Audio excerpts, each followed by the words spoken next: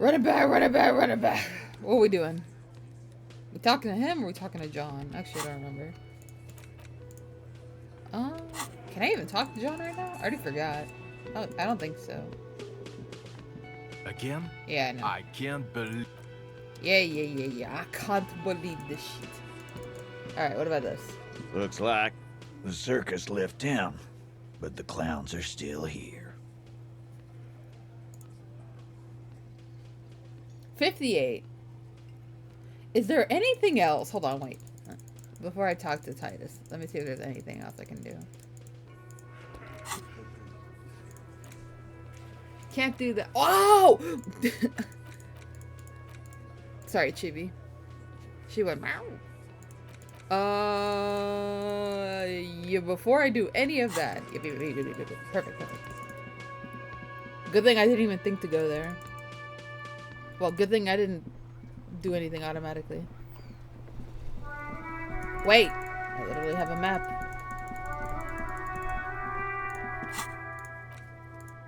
Hell yeah. Alright. I guess we'll start with this lady.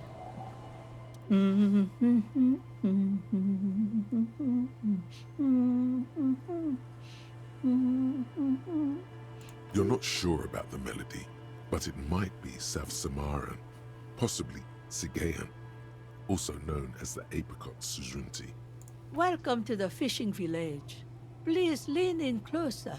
I have cataracts. Then how does she know you're here? I still have a golden ear. Come. Oh, welcome, police officer. We don't cause any trouble around here. And we don't want any trouble either. We are not here to cause any trouble, madame. Bruh. Oh, of course. Last time we saw you around here was 12 years ago. You also came to take care of trouble then. What? Wish you did. But still, in Martinez, you're considered an ill omen. No, not you personally. Oh, I was about to say, what the I meant the RCM. Oh? Some of the men got into a fight. One of them killed another. Locked himself in that woodshed over there. Ooh, T? He was brooding, needed some help opening the door. You got it open for him and took him to think about what he'd done in a more secluded place. Somewhere more quiet. She says it as if he was on some kind of spiritual retreat. Oh, the usual. Dark tidings. Black hound. Why would you say this? Maybe they are afraid.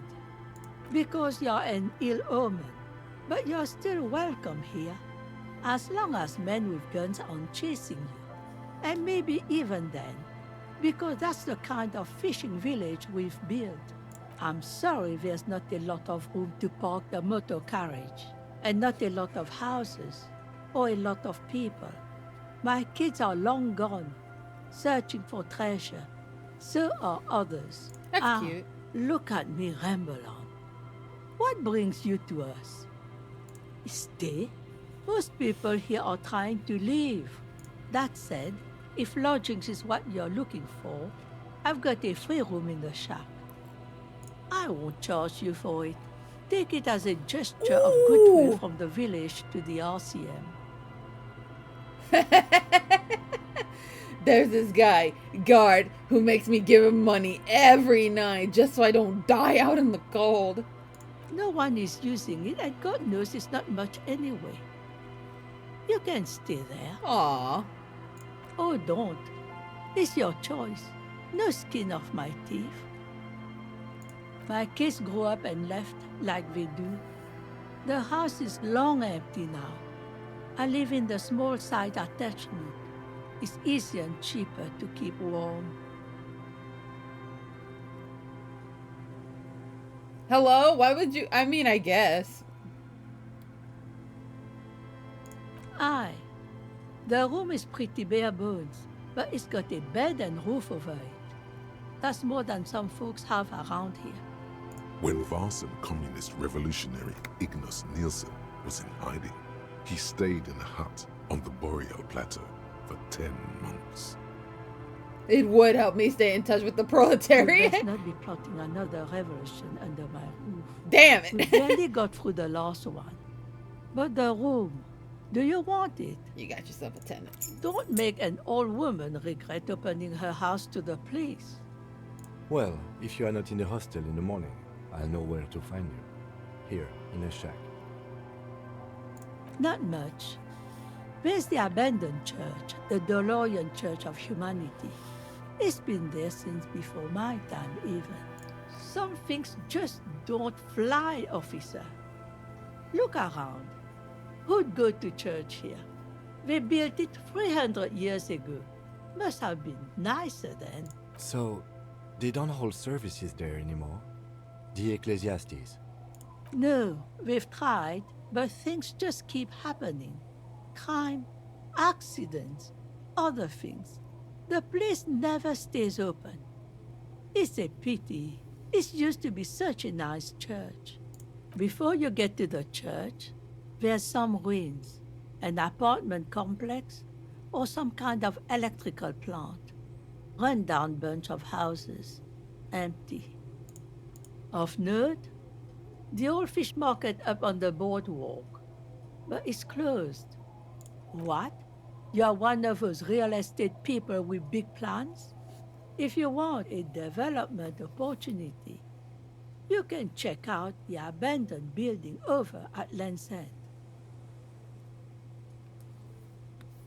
Used to be a supply depot, we think, sending goods and ammo across the bay. It's jammed shut though. We tried to get in, see if there was anything to sell or scavenge, but it's impossible. And now you know everything there is to know about this coast. Just us. It's barely a village anymore. We almost don't exist. This is pretty much a non-place. A gap, a blank spot on the map, just a cluster of nameless shacks on a nameless street. The place is so pornographically poor, it's not even funny. Well, there's Lillian and her kids. A few new folks live in the house to the east, but they're away right now. And then there's the drunks. Not a pretty sight, but there's little we can do about it. Home is home, even for them. Sooner or later, you'll see for yourself. Don't have to look long to find these guys. Here, for you? No, officer. The only money we have here is some coins the drunks tried hiding from their women and then forgot about. Under carts, boats, in little boxes. It's not hard to find. Fair enough. Had to take care of a hangnail for a second there. Well, I mean, I don't really want to say that. That's mean. Over there, you can find more of the same. Shacks and trees growing wild. That's the pox. An old military hospital and its surroundings. Interesting. Oh, it used to be, during the time of the suzerain. After the war, it was turned into a goodwill hospital for shell-shock veterans and folks looking for some quiet in the old sanatorium gardens. Now the area is crisscrossed with nameless streets and makeshift cinderblock houses. Shacks as far as the eye can see. The goodwill ran out. The staff left and the place was shut down. It's long gone by now. She nods, rinsing another piece of cloth. Me? No one. Just an old washerwoman. Mother called me Isabel, if that's what you're asking. And my married name is Sadie. Now it's your turn, Mr. Lieutenant W. Freighter Harrier Dubois. Quite a handle you got there. So many titles. One of them double. Oh, true. Eh? What's this about? Come now, I can't read all this scribble. Tell me what it says. Huh. I might be half blind, but it looks like part of the village is gonna be a street. The best part. The part we need to get out of our houses. Have you asked Lillian about this? I won't even consider signing till I know she's on board.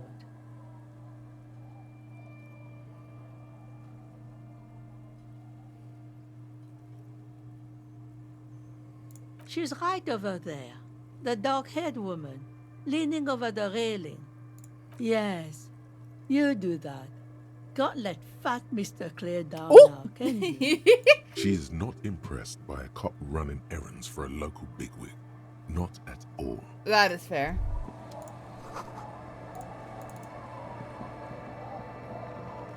The door has seen better days. The layer of paint has started to peel off due to the salt and wind from the sea. Even the lock looks slightly rusted. I'll wait outside to give you some time and privacy to check out your new living arrangements. But just so you know, after we are done with the day, I'll still be staying in the Whirling in Rags for the night. We'll meet in front of the shack in the morning. The key turns with a satisfying click. You can enter the shack now. That's actually kind of nice that they give us a second home so we can actually, like, you know.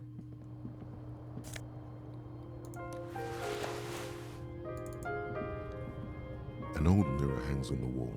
You see the reflection of your face in it, adorned with the expression.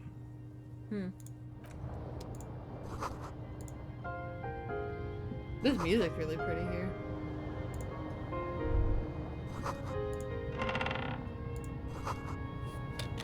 Nice. The bed is comforting, if a bit run down. Still, you've earned a rest.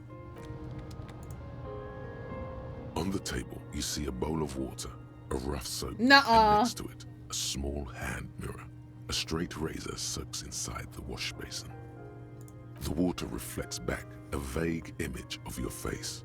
Nose bulbous and red, hair unkempt, wrinkles lining the eyes and forehead. The stash is gigantic. You'll be looking like a pansy without the chops. A fucking pansy. Why would I not? Well, I don't think I'd look like a pansy. I think I would just look a little more. I mean, Harry already looks kind of fucked up to begin with.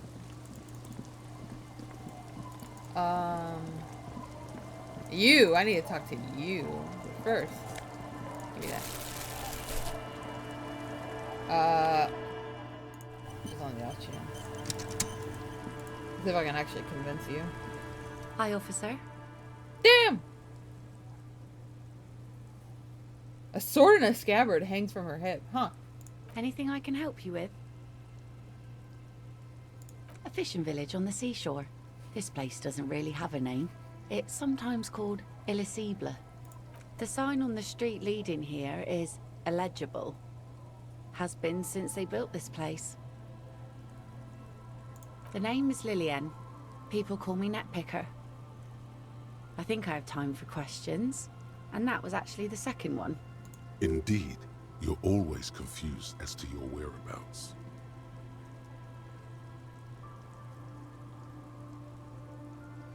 Sure is.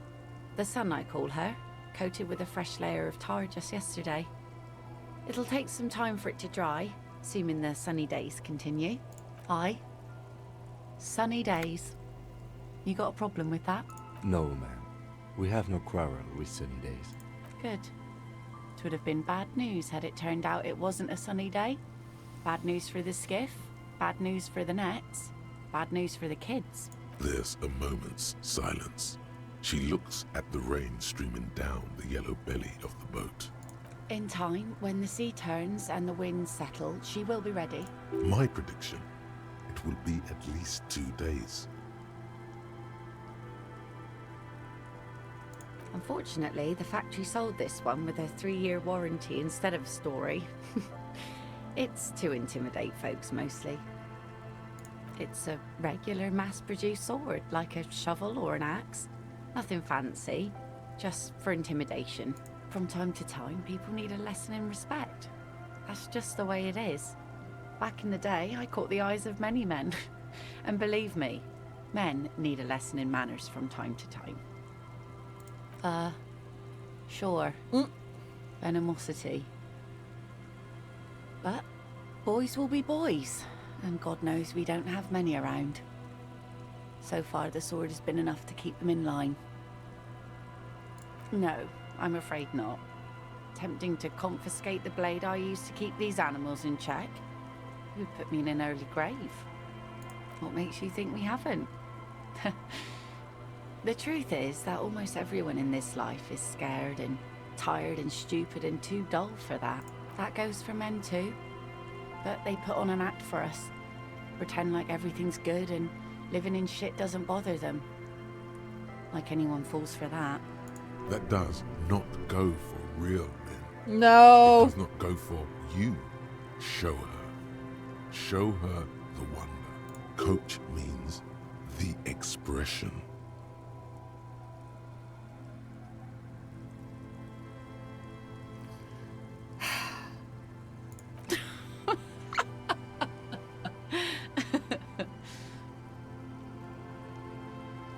Sure. It looks as if you could face down any horror in the world with that same unchanging grin. It's like a shield. The traces of her laughter are still there, in her eyes, Aww. fading fast. Some went to patch their wounds, their lesson learned. Others were more thick-headed. And one of them, I ended up marrying. Gone.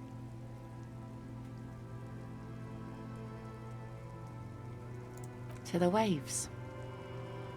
The sea took him. It was a long time ago. He didn't respect the sea. Went out there, drunk like a skunk, and sure enough, one day the boat was found floating empty. A bloated corpse turned up 2 weeks later. Now, before you tell me how sorry you are for my loss, know that it was 4 years ago, and I've moved on. There's only so much mourning you can do for a drunk with sinewy muscles. Us working folk don't have the luxury to be bedsick with melancholy. I buried him, mourned for an appropriate amount of time, and went on. Life didn't really change that much for me and the kids. This is neither a touchy nor a very interesting topic for her. She looks like she's ready to go on a date with another, better, drunk. No. Ask her. Both of you could need some action. Kim's presence makes it awkward. Don't know a good spot yet. Explore the coast. What is this? What is this, a red check? It's a white check. Oh my lord. Let's see. Who are you looking for? I don't think I know what these are. Care to elaborate? Aha! Like snowmen. 2 odd guys have been wandering around here. Nose in sand, talking nonsense about snowmen and the like. I don't really know. Further down the peninsula, I guess. I mean, that's where they were heading. Who else are you looking for besides snowmen? Well, how can I assist you then, officer? Where are you? This says by signing, I agree to living with construction noise. What exactly is the Union building? Oh god. What a nice idea. Wouldn't have thought that. She sounds incredulous about the niceness of the idea. That Everard and the Union have nice plans for anything. I thought they only cared about themselves. Well, I guess Union members have children too. And those members have a vote when electing the head of the local chapter.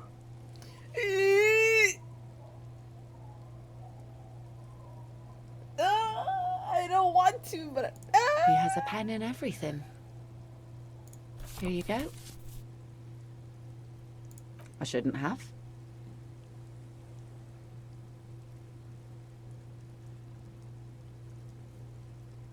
That's what I asked you. It's a youth centre and I have children. Got to give them something else to do. They're cute and small now, but they're growing up fast. I had my first drink when I was 11 because I was so bored. Anyhow, you also need Isabel's signature. If it's a bad idea, she won't sign. You'll find she's a tougher nut to crack than me. Sound logic. Division of labor. She leaves the skepticism to the skeptic. Sounds like Isabel is the leader around here.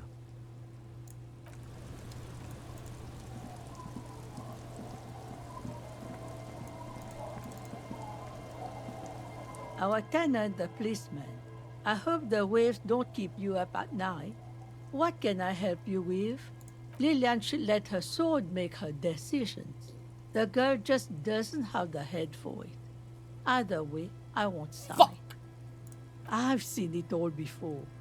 You think they've got our interests at heart? Fair enough. Rich men are always selling poor men promises they never plan to keep. Then the poor get pushed out of their homes and the rich get a little richer. That's the way it goes. So no, I don't trust the fat man, and neither should you. In her mind, the Union is right-wing because Everard is fat. It's that simple, and there's no changing it. Oh, but I can forge. Can I forge it in here?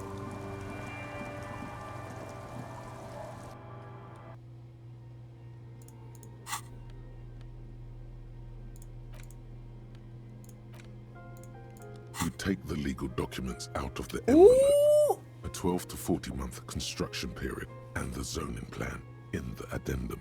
Underneath all this, Lillian's signature and an empty line waiting for a signee. Hold on.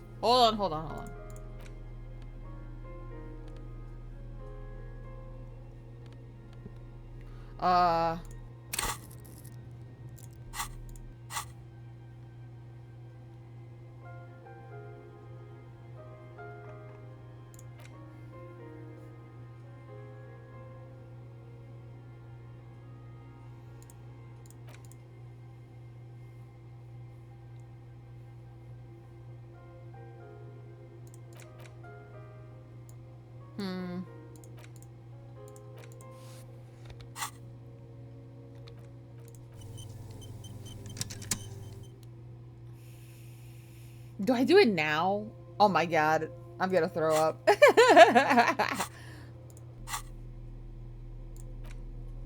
You take the legal documents out of the envelope. A 12 to 40 month construction period. Hold on, it's interfacing. Hold on.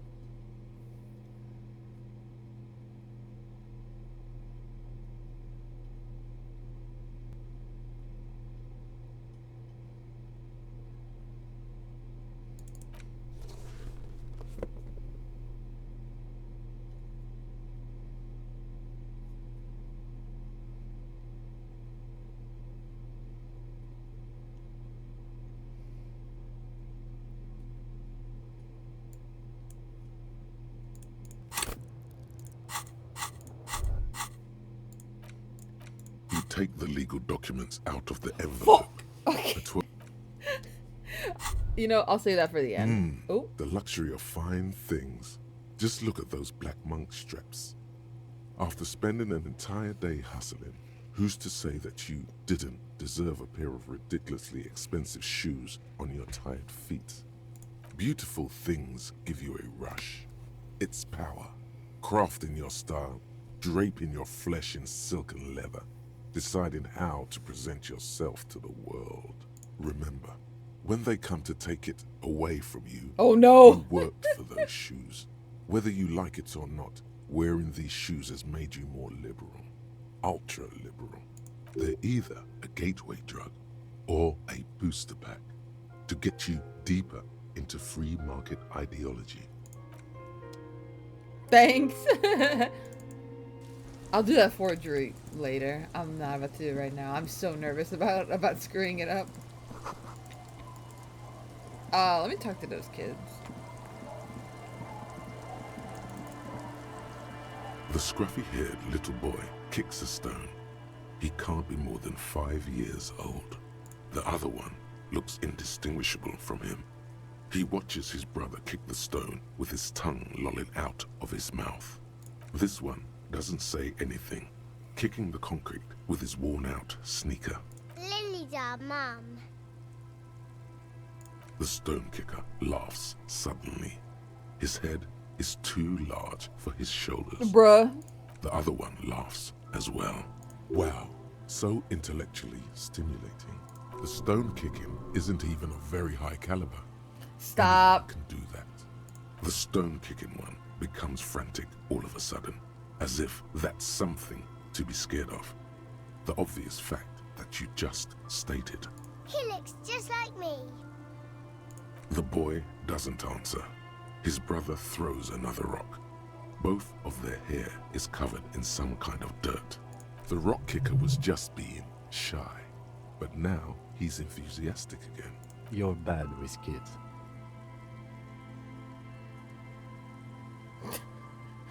And what are you, Kid Master General? Maybe I am.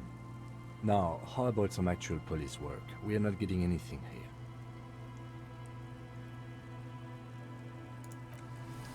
That's kind of cute. I don't want to call them stupid. That's fucking mean. Oh, another child. Hello. Hello, mister. She clutches a small stuffed animal. Occasionally, she twirls it around. Yes. They don't want to play with me. They're older and play outside. They look the same. Sometimes I can't tell them apart. They look identical. Aww. Yes, I am. Little Lily. You know my mom? That's nice. My mom is great. She's never angry Stop. or anything. Oh, I had gloves. Very big ones. Heavy, too. Where did you get these gloves? Found them when Lemmy and I were playing hide and seek. In an empty house. Where no one lives. I think someone hid them there. She doesn't want you to think she stole them. I hid them. The twins were gonna take them. They're stupid. We're going to need those gloves. It's for important police business. Oh. They're in my sandcastle. Behind our house. Under the sand. You can break the castle. It's not very good. No, I feel It's that. a grouse. Wasn't Gar, the cafeteria manager, trying to repair a piece of taxidermy? Oh, that's really funny. I don't know. Can I have it? Sure. Just don't get it. I don't like Aww. it. It looks angry. All right. You just need to grab it from the ceiling and go. It's Lammy. He's my friend. Sort of. Like... Lambie is a stuffed lamb that, admittedly, has seen better days. No. One of the eye buttons Stop, is I'm missing, actually gonna cry. and the fur is tattered in That's so several cute. parts. Yes. Very soft. No, I don't deserve it. I'm scared. Aw. Isn't he soft? No. That's so cute. Wow. That's adorable. Bye. No. I love her. Alright, that's for Gart. That's so sweet. What the fuck, man? Harry, you fucking bitch. Ugh. That sandcastle does look a little Weather rough. has not been kind to Lily's little sandcastle. What the The fuck? once mighty towers are quickly eroding away. You can see something shining back to you from what must have been a vast underground catacomb network. The little castle? The reigning lord must have come upon some really tough times to let it sleep in such Stop, decrepitude. Kim. What the fuck? The me walls that. and floors give way to the giant's greed, collapse and present you with a pair of ceramic gauntlets. Congratulations. That's the gauntlets down then. We're doing good on the armor collection front.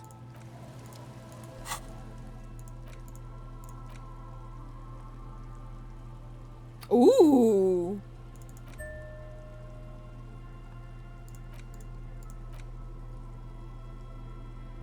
Gonna give that to Gart. That's good though. Wait. Good thing I didn't start fucking. Oh my god, there's a lot I need to explore over here. Let's zoom out a little bit. There we go.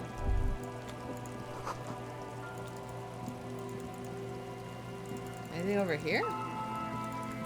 Where am I going? I think that's just the end. Hold on.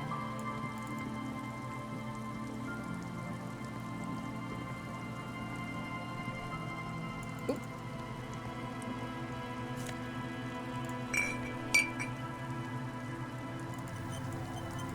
Thank you for the autosave game. Ooh. A drop in temperature, an easy flow there. An empty street. Before you, a thoroughfare unjammed with lorries. No more drivers smoking on hitch steps. Just silence. Chemically sweetened. Across the road, a forgotten bus stop. Corrosion has opened a hole in its roof. An elm tree watches over the building. Its branches are dripping with rain and snow. The road is smooth and motley. Craters filled with a black asphalt. The asphalt, first laid, is grey already. A row of tenements are under construction in the distance. A tub warm with water, white with soap. A man bathes while radio waves transmit the lottery numbers. 4, 18, 21, 4, 1. A modern washing machine rattles a drawer full of silverware. Number 312D. Young girls used to come here, huddled up, hoping for more warmth than their thin coats give them. The bus took them to school. It has not run for 8 years. There were not enough girls to sustain its cost.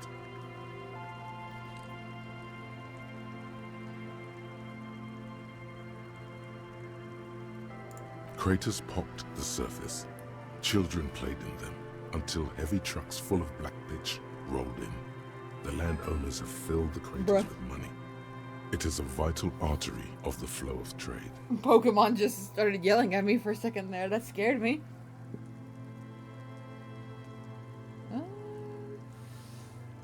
Duolingo's probably gonna yell at me in a bit too. There's one bump on the road. A dead dog lies flat about 200 paces away, right at the turn. Tragedy comes from the wheels of a fast RCM vehicle, hurrying to work. The cold washes over you. The sound of the sea has grown distant. The wind moves the aerosol. A detective stands behind the boom barrier. A breeze moves a curl of his hair.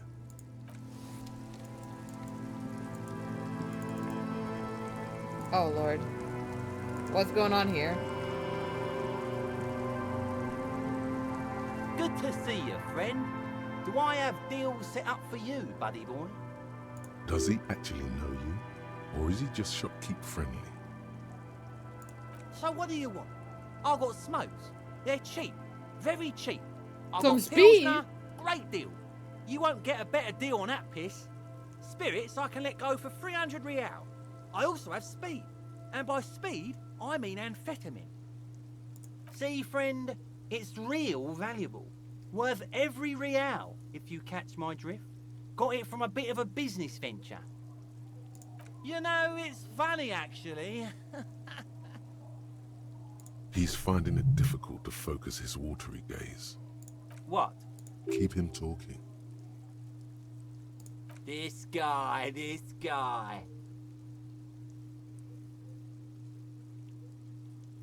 Oh, this is medicinal spirits. The good stuff. Got it from the doctor's office. I got one of those scientific ampoules a few months ago. Torpedo, they call it. It's supposed to keep a man from taking a drink. Ooh. Didn't stop me for shit, that's for sure. 5 lemons with half a pack of butter and you're good to go. It really isn't. In a week, the goddamn kidneys started giving me all kinds of help. Finally, the missus took me to a private doctor's office. Not a charity, the real thing. Those arseholes charged me 4 real to remove the damn thing. But I came out on top after all.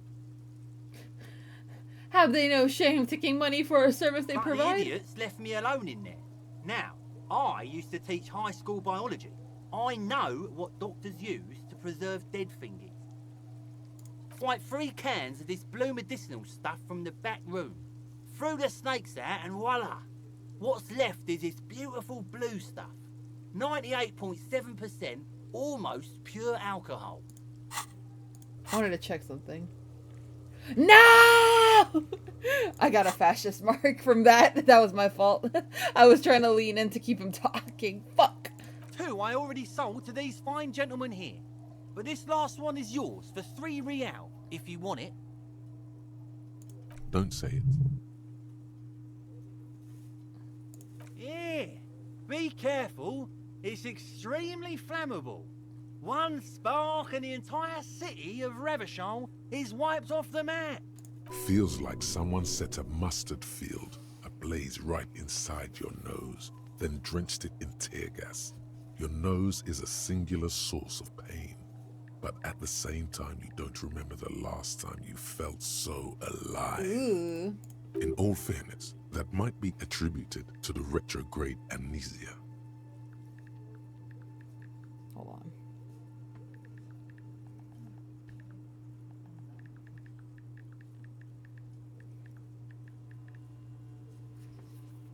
Alright, there you go. So, what's the deal, friend? Want the spirits or not? £3 and it's yours, friend. The deal of a lifetime. Well done. You got it. That's a much more reasonable price right there. Makes sense now. Hi, by amphetamine I mean speed. Hi, that's what I said. No. Good, my man. Now what can I offer you? I feel like I'm gonna need that, given that. Just make sure to enjoy that one, friend. If you drink this, then you'll die. Oh! That's a fact. And that's why we're going to save you from yourself and store this as a sellable item. Go sell it at the pawn shop for a profit. If you drink this, you will die. that's kind of funny. In a civilized world, it's a custom to tip the shopkeep, friend. But come back anyway. Hello.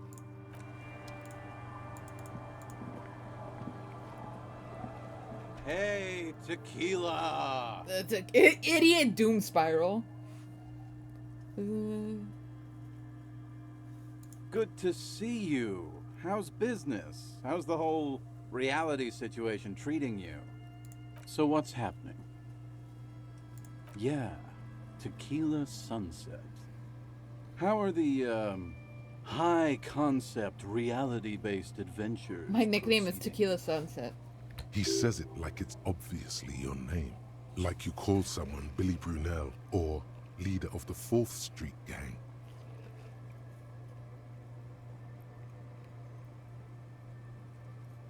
That's the spirit. I used to shape reality into my image a long time ago. Those days are over now. Sadly, things aren't going that well in Idiot Doom Spiral Land. Haven't found those keys yet, haven't won that great piece of ass back. Huh? No word from my business buddies. Idiot Doom Spiral, huh? This is bound to be a good, high-concept conversation. At last. No. We are saving the world. Please don't go. Don't go. Oh. Okay, we're drinking. We're Nope. drinking alcohol. That's what we're doing. I tried to save the world once, a long time ago, with enterprise, creativity, and willpower. But that didn't work out. So now, it's a pirate's life for me. It's you. You're Tequila Sunset. We've met before. Don't you remember? Nope. No, you sure don't. Aha. Do you want to know how Tequila Sunset This sounds came to be? scary. Go ahead. Mhm. Let me take a sip to moisten up my cords. Tequila Sunset rolled into Martinez last Friday. And by Tequila Sunset, I mean you. The man, the myth. Hey, let's not jump ahead of ourselves. Bruh. This is your story. Stop interrupting. You got here on Friday to solve a case, hoping to be the early bird who gets the worm. And by the worm, I mean the buzz. Because as far as I know, all you did was get piss drunk. Word on the street is you went around the local hostel telling people that you're a police officer, and that it would be really fucked up if you shot yourself in the head, right in front of them. That's pretty high concept, if you ask me. It is. The lieutenant's brow is furrowed. He's listening as casually as he can. It was a late Saturday night when we, the Union of Moribund Alcoholics, were getting our drink on. Nothing remarkable about this. We get our drink on 24/7. Makes everything warm and glowy. I trust you know the feeling. One moment we hear the sound of a motor carriage revving up somewhere on the plaza, followed by a series of dings and bangs. Do you remember the sound of wood cracking? The billboard? Naturally, loud noises pique the interest of anybody owning a pair of ears. That's just the reality we're in. Anyway, there was a brief silence. A gasp of silence, if you will, followed by a real commotion. We heard the carriage careening towards the coast at top speed. Sounded like someone jumped the canal. We grabbed our brewskis and rushed to the jetty. Never underestimate the speed of an alcoholic. What we saw was a sight to behold. A beat-up police carriage containing you. Right there on the beach. You revved the engine and screamed at the top of your lungs, "The time hath come!" So, naturally, being the curious cat I am, I asked what time hath come. To which, "The time hath come for Tequila Sunset, the end of all things." It's more dignified that way. After which, your reality contracted. You jammed the pedal, plowed right off the jetty, and through the ice. The muscles in your right leg tense up. Your hands cramp on the steering levers. We ran towards the ice, whilst you crawled your way out, miraculously unhurt, covered in seaweed and shit, like some kind of sea monster. When we finally got there, you were sitting on the beach crying. You said that your badge and uniform were in the car. It was too late to get in there, though. The carriage had sunk too deep. Recognizing a brother in need, we offered our condolences and invited you to party with us, which you naturally agreed to. We asked about the whole Tequila Sunset thing, and you told us it was your name now and insisted that we all call you that from then on. No, that's just what your mother called you. Your real name is Tequila Sunset. Bruh. Just embrace it, brother. Ours. It was an all-night drink-a-thon. Then, at some point, I think it was Sunday morning, you got belligerent and wanted to talk about Revacholian women. How they're beautiful and also whores and so on. How one of them fucked you real bad. After a short while, you crossed the event horizon, looked sullen, got up, and left without saying anything. Wow, that's quite a story. Yeah, I bet Tequila's a fucking legend around the precinct. You must be proud to work with him. If you only knew. Beside your gun and your badge, you said something about your hope or heart or something. To be honest, the details are a little hazy. In retrospect, I guess you lost your motor carriage too? That's a big one. You told us that they were a bunch of fucking losers whose main interest Oh my was God. cramping your style. Harry. No specifics, though. It was more about you that night. You were the star of the show. Yeah, you said it was no biggie and that you'd solve it in no time. And that you didn't need anyone to do it. You're doing it solo now. A lot of cops go solo and hermit once they reach that level of alcoholism. You were pretty vague about it, but you kept saying you got fucked real hard, and that we've all been fucked too. No one's fucked me. I do the fucking around here. Thanks, Rosemary. Abigail. It seemed pretty painful, to be honest with you. If I had to guess, I'd say you're still working through some shit. Yeah, you kept talking about how the coal mine owners were fucking us all over, just like that woman fucked you. I didn't agree with you. Oh my lord. The spectral hand of the market makes sure everyone gets exactly what they deserve. You kept apologizing for being such a bad cop, and for the damage you've inflicted on everyone around you. You also kept pausing to knock the heel of your hand against your temples, saying, "Stupid, stupid, stupid." It's a hard thing for a man to confront his past. That's why I avoid mine at all costs. You too, Tequila Sunset. Damn.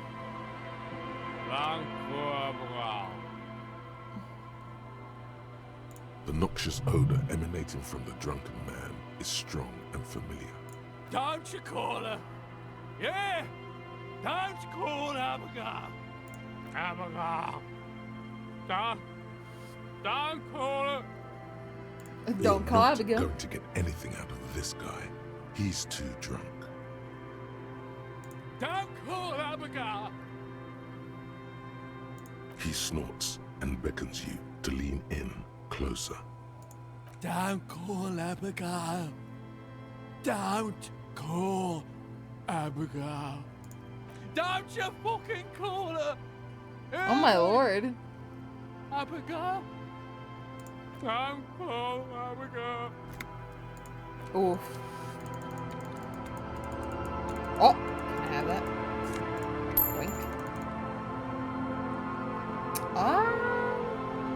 We'll have to check that area. Let me check down here real quick, though.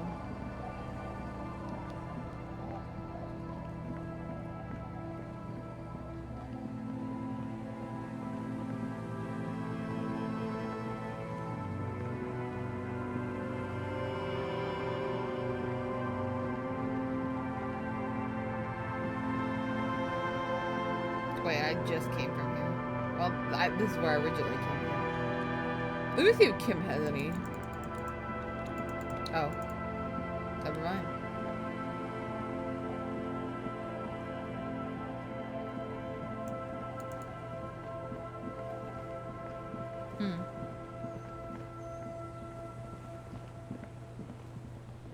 Move that over there.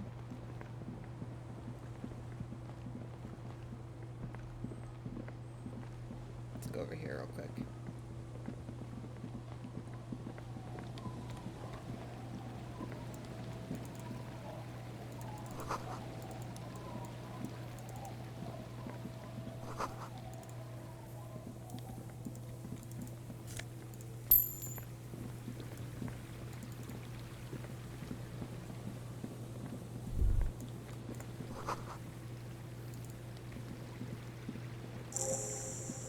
Ah. Interesting that the church is a quick shop. Oop.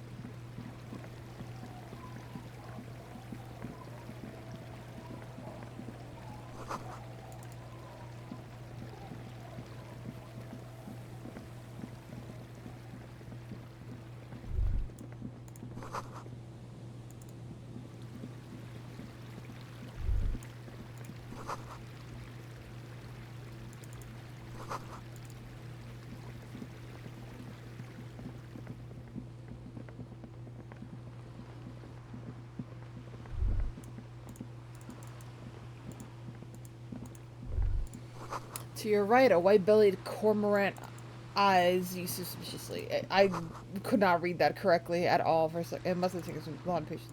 Who are you?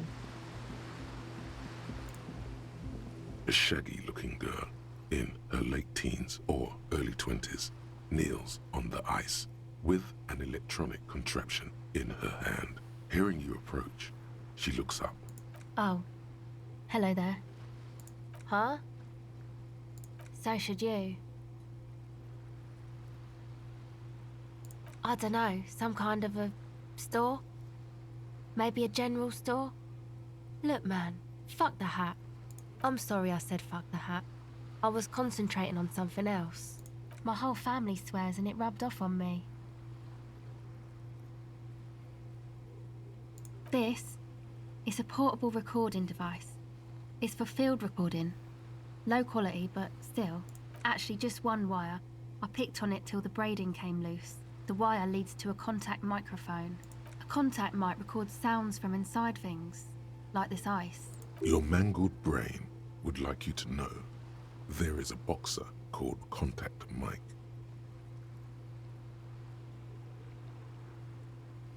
No.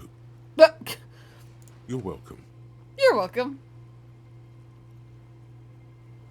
The mic? I don't exactly know. Somehow it doesn't pick up vibrations from the air. The book said it only picks up structure-borne sound, if you like technobabble. Same place I got the recorder from. The Elysium. Oh man. You haven't been to the Elysium? It's the coolest place in this whole drug-addled shithole. It's a music club and a synthesizer workshop on Boogie Street in Jamrock. Musicians live there, like real musicians. I once saw Arno van Eyck. Sounds like a place for congregating homosexuals. Oh yeah. Guess you wouldn't know Van Eyck. Or really be a Elysium going kind of person. I get down. I don't know what that means. I grind. I don't know what that means either. That's cool. Sure. Okay. Sure. Oh. Contact Mike. Okay. A cell. Her hair is dyed blonde, with dark roots showing.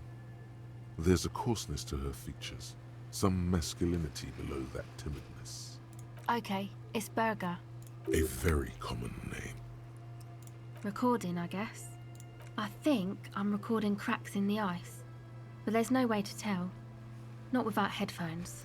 I think I just recorded your footsteps too. Not sure how that will sound. What happened to the old headphones? My boyfriend sold them. I don't know, man. Things. Just stuff you need for life. A lie.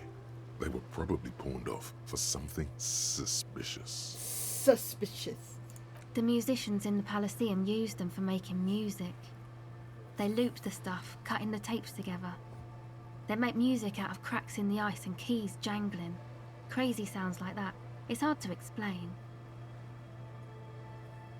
Anyway, I thought I'd make some too. It's supposed to be, like, a music place anyway. I don't really know what I'm doing. They use synthesizers too. I don't have a synthesizer. Take this, your code. No man, fuck that, I'm cool. I'm sorry I said that. I'm sorry about the fuck. It's okay.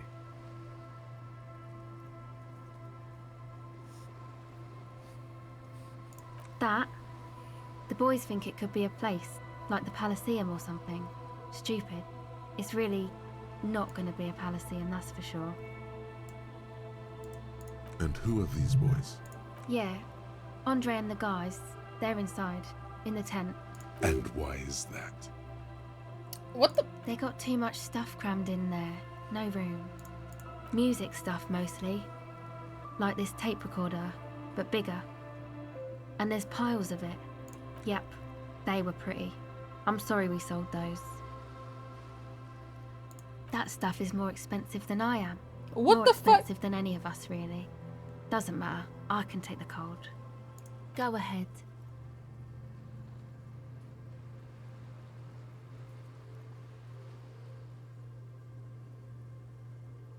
Okay. Bye.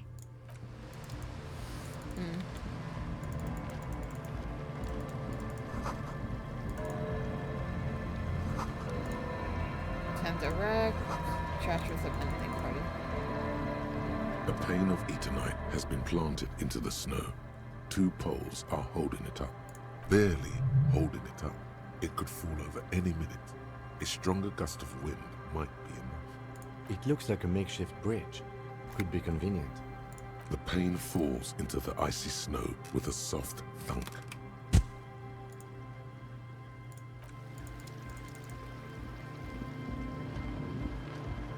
The tent is just tarpaulin fabric covering a pile of stuff. The flap is open. Inside, 3 young men are listening to some new form of music. It's like nothing you've ever heard. One of them looks at you. Come on, get in and close the flap behind you. The warm stuff's getting out. Sorry, we barely have room for one. You go ahead. I'm too old for this. And I'm not. sure you will feel right at home. Bruh. I keep watch. What the fuck? Nasal sprays.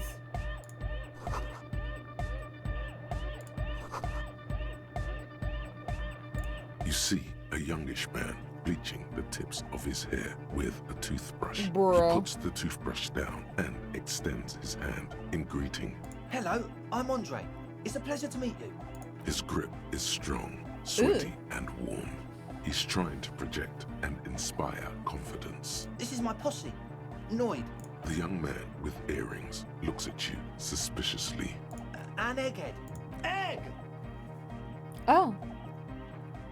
Together with a settled burger, who's out there right now, doing some seriously progressive sonic experimentation, we like to think of ourselves as music venue organisers.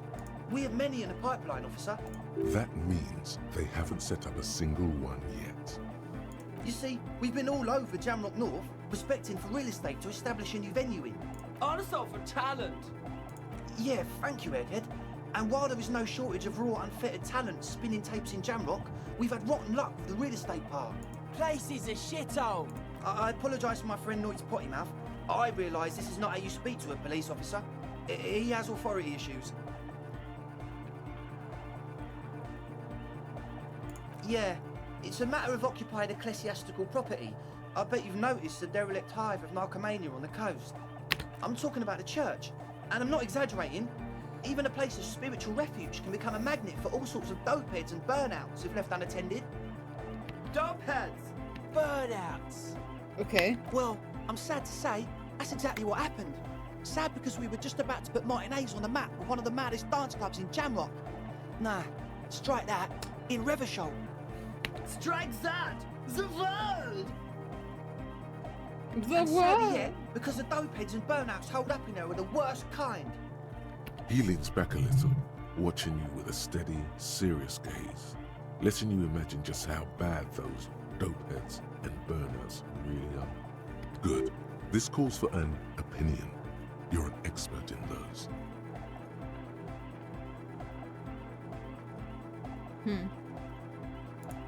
Yes.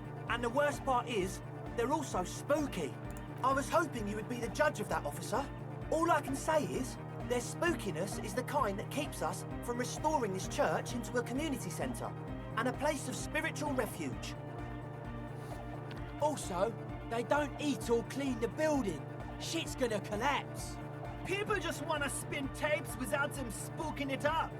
Place has bad signs. No one can dance like that. Thank you, Egghead. So you're gonna look into it, right? It should be a police matter. Getting them out. Whatever spooky stuff they're doing, I'm sure it's not what the Ecclesiastes meant their property for. All right, man. Andre's obviously very happy you took him seriously. The whole tent is. The boys exchange giddy looks.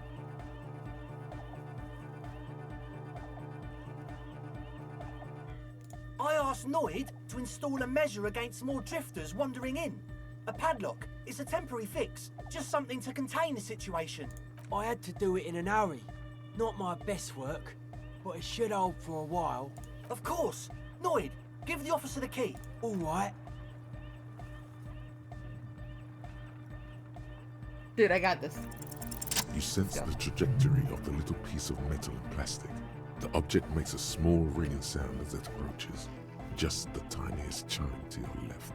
Ka-ching! The key hits your palm. The speed freaks nod to you approvingly. Thanks, man. The speed freak nods to you. A respectful nod. You Hell yeah! Not long. Like a week, maybe? I'm super sure they're alive. I mean, come on. I'm at least 90%, maybe 85% sure they're still alive. Somewhere in the ruinous past that led you here, there was something called exams. You may have learned the term involuntary manslaughter there. Yes, I do. I listen to Channel 8 all the time. I know about crime stuff, and I assure you, officer, this is not what's happening here. I'm at least 80% sure they're alive. I mean, come on. Most people aren't ever that alive in their entire lives. I knew you'd get it. You're one smart cop. He nods attentively, ready to answer the questions of one smart cop. Sure, man. Tell us what you want to know. Let's do. Truth is, I don't really know. None of us do. I don't even know how many there are. All we've seen are glimpses. Yes, there's also the machinery. When I first scouted the place, back in February, it was abandoned, empty. Took some time getting the crew together. So about 2 weeks ago, we came here hoping to set the stuff up. Suddenly, there are all these strange machines lying around in there. One of them has wires running into bowls of water. wires into water. Never seen anything like it. Andre, tell him about the feeling. Oh, and it felt like there was something in there with us, watching us from the dark. No, the other one. Which other one? I'm not as in tune with my emotions as you are, Egg. Felt like silence. Awful silence. Not exactly. We've just seen someone who we think is a woman go in and out of the church. A couple of times. And we felt someone, or something, eyeing us inside. But that's kinda it. Like, you aren't alone, you know? It wasn't quite human, if you know what I mean. Not human? As in a ghost? Do you know what he means? It was this dark shape climbing upside down along the ceiling, like some kind of crab man. Yeah, you know, the way it was climbing up and around the ceiling, like a crab. It was stalking a cell, exhibiting ambush behavior. Odd. Crabs are usually marine creatures, and not known for climbing walls. Yeah, totally. I mean, I didn't personally see it. Estelle was alone that time, but I believe her. If she comes out running and says there's a crab in there, there's a crab in there. So he hasn't even been in there lately. Is he afraid? You should ask her about it, but be nice. Don't tell her you don't believe in the crab. There probably is no crab man. Don't let them draw you in with this nonsense. You should talk to Noid about that. I just got a distinct burnout and dopehead sign from them. Probably jacked up to some snuff station too. Probably, very likely. Well, honestly, I can't, but I am. This is a below-feeble attempt at avoidance. Basically, he is attempting to weaponize idiocy. Hey now, I'm 70% sure they're substance abusers. Don't let all that technology fool you. Where do you think the drugs come from? Sure. What? Oh yeah, that's a meteor name for the founding party. Thought it'd be cool to use it. If you don't know what the founding party is, there might be a way to mask it with minor demagoguery. Come to think of it, I've never really looked them up, you know? I can't give you a precise definition, but they're a very powerful religious organization. And they have roots in ancient mass society. And they're the custodians of the Pericarnassian Church. Plus, they anoint the innocents.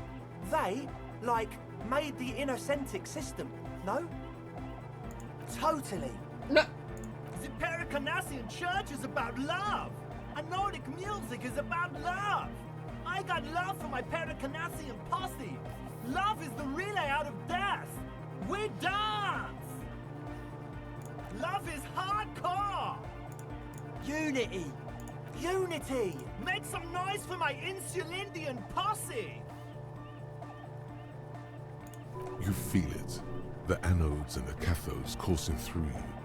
Your big toe starts tapping along to the base, as if testing the waters.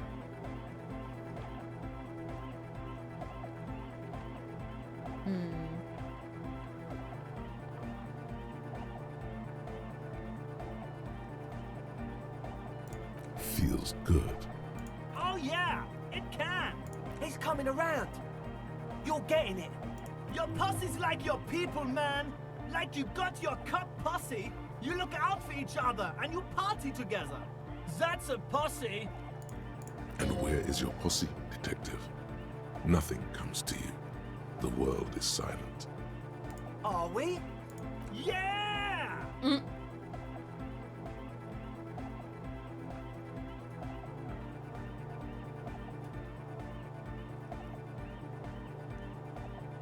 Yeah!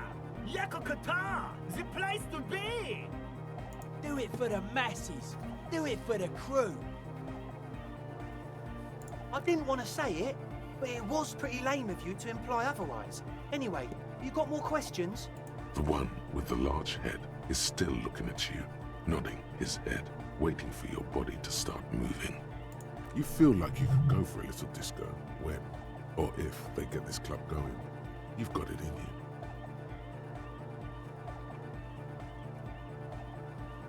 Yes. What? Yeah, good to have, bitch to carry. When I first scouted the place, I did some reconnaissance. I'm not sure the church even has running water.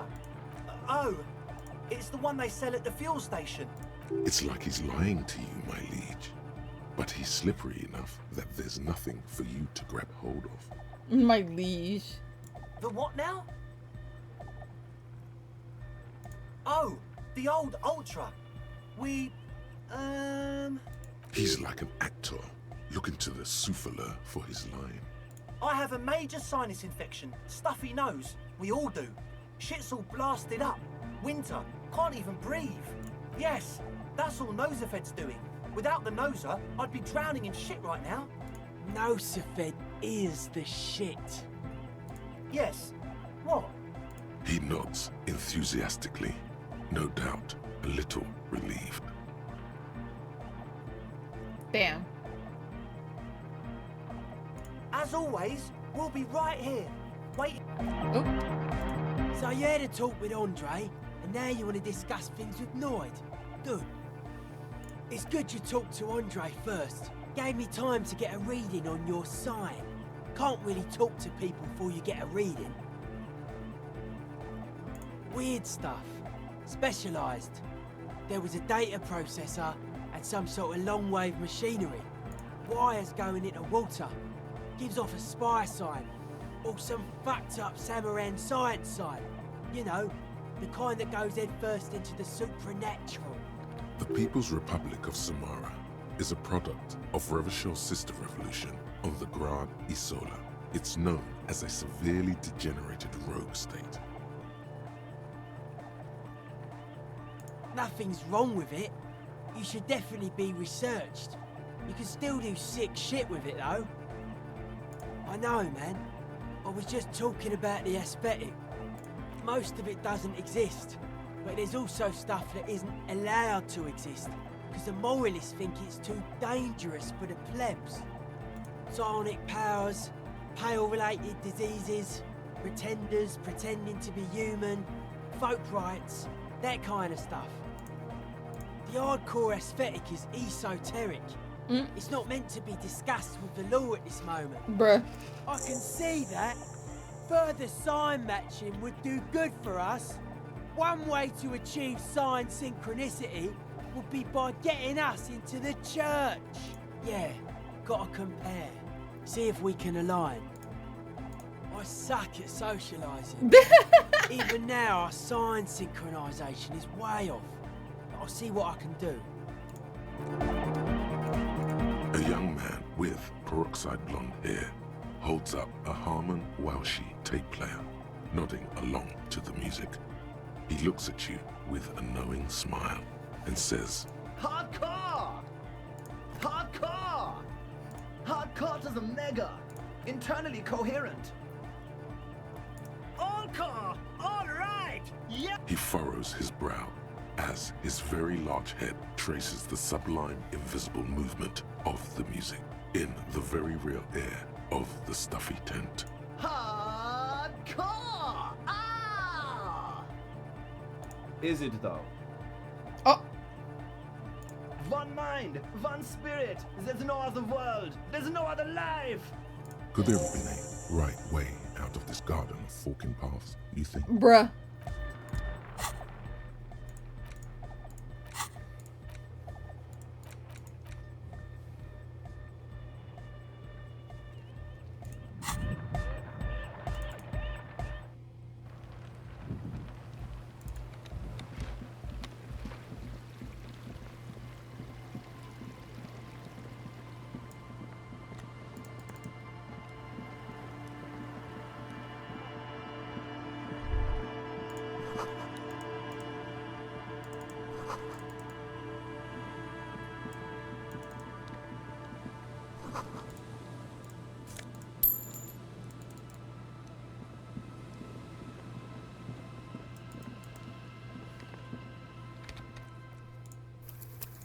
Oh, there you go.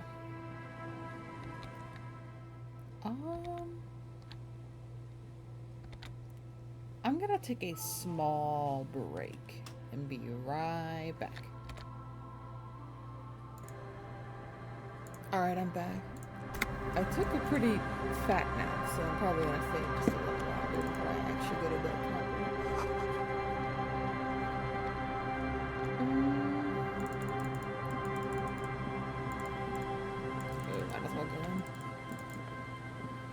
Heavy wooden doors, more than twice your height, stand shut in front of you. The rectangular sea-worn ornamentation appears in stark contrast to the padlock, carelessly drilled into the wood. The lock turns easily. You hear a click as the shackle pops open. Let's go. A great whoosh of air rushes into the dark innards of the church, as though rushing to fill a great vacuum in the heart of the city. Ooh.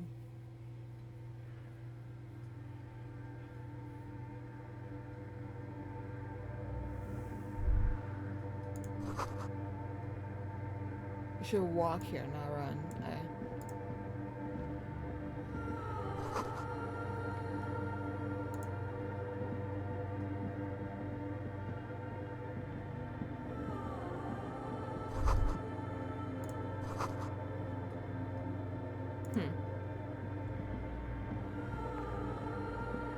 Oh, this music's really nice.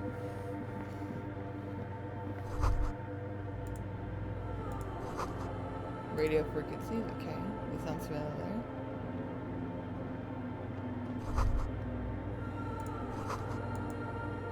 Okay. The silence in this part of the church, it's almost palpable. All the shifting matter and shuffling of living things is gone. Nothing seems to exist beyond the church anymore.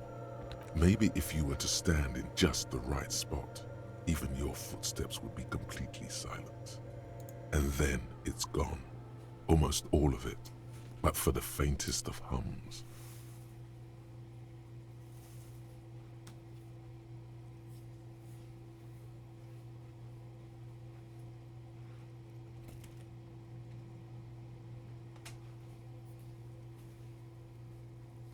It seems the sound here is detached from its source somehow, if not blotted out outright.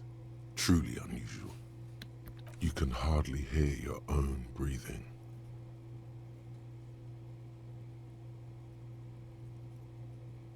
Your voice is barely audible.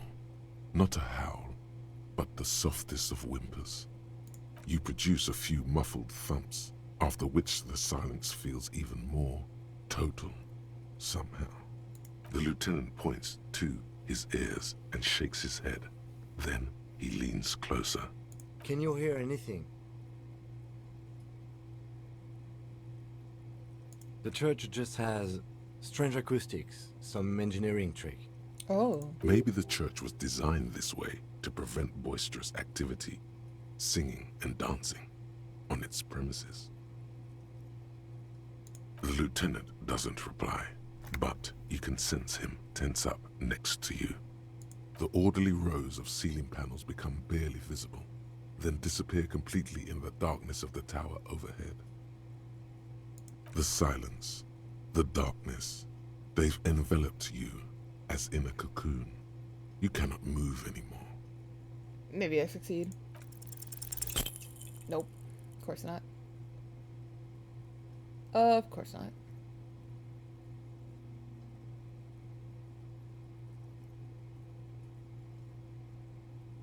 Just darkness without end. It makes your head spin. Filled with vague shapes of woodwork, the sense of a great height. There's nothing. You're dizzy and disoriented as you see dark and more dark rising. Officer, what are you looking at?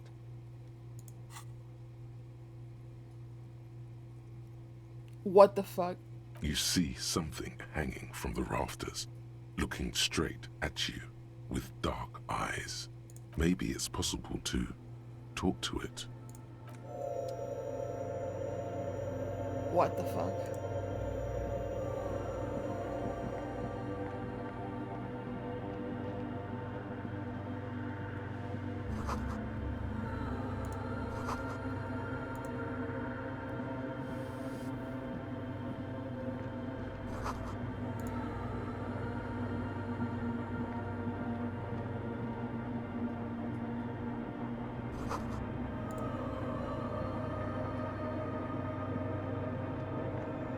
Is that a man? Looks more like part of the carpentry of the building came alive and is now studying you intently. The crab man.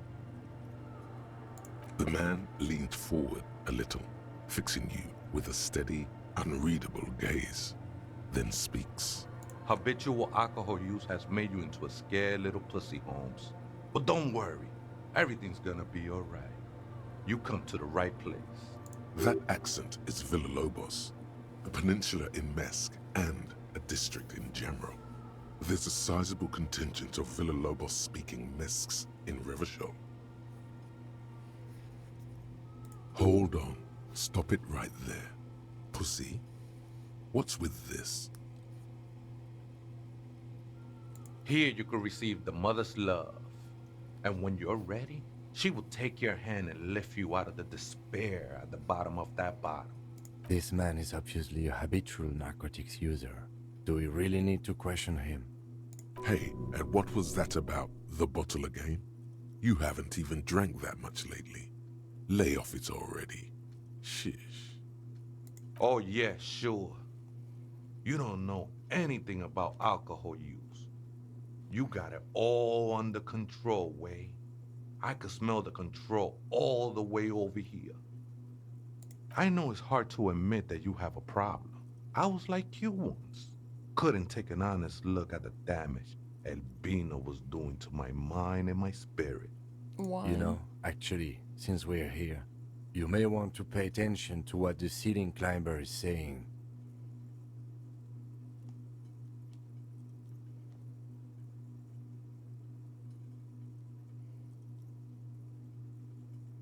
Don't trust me. Trust the mother. I'm only the messenger, Holmes. This is the Church of the Mother of Silence. You are welcome here. You have no idea what the fuck he's talking about. Is he just trying to throw you off your game? Whatever it is, he's quite confident about it. Just look how gracefully he sways. 'Tis not an act, my liege. Saving perchance he hath deceived his very self. This man is a zealot. The ones in the tent outside, right? I see him. Think they scared of me. Why not? They wouldn't bother me none. I'm usually way up there, imbibing. Ain't no music on earth that can reach where I go. Might even be nice to have some company. Never known myself to be a crab. But if that's the name you got for me, I won't stop you from using it. I always thought of myself more like a flame, flickering along the rafters and beams. It may be that I gotta work on my technique. That's not the only technique he's working on. Look at those carved sculptures. And is that a satchel of tools over there? Sure am. Whittling wood used to be something I just did to busy my hands. Now I use those same hands in service of something greater than my own restlessness. It's all just for the mother, man. No need to overthink it. I was in a gang way, but my memories of that time are fading. Most of them are already gone.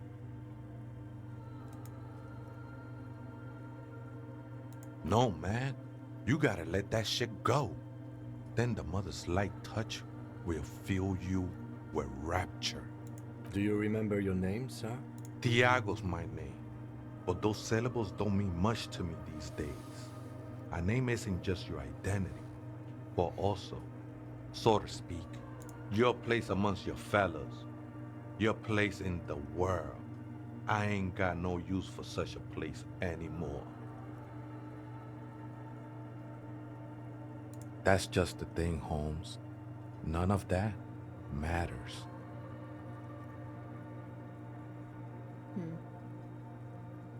Other spooker? Oh, esa viejita es muy estudiosa. Don't know, Holmes. Viejita is grandma? Okay, Harry, say. No. I just call her viejita because of her clothes. She's actually quite young. Or maybe not that young. Age is just one of the many masks we wear. That's what I said, Holmes. Don't really follow her comings and goings. Just see her typing on her computer now and then. We got different interests. I'm afraid not, Essay. You just have to wait until she comes back, or search through her radio computer. This is a special place. There's a perforation in the world up there. A way out into nothingness. This church was built around it, for purposes of veneration. I circled it, nurtured by the silence bestowed by the mother. One of these days, I'll be pure enough to go drink from it directly.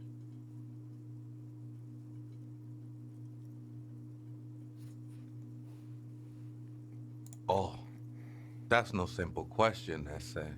She is one who can be painted or sculpted. She is a cavity in the dark beyond sense. She saved me, but I couldn't describe her to you.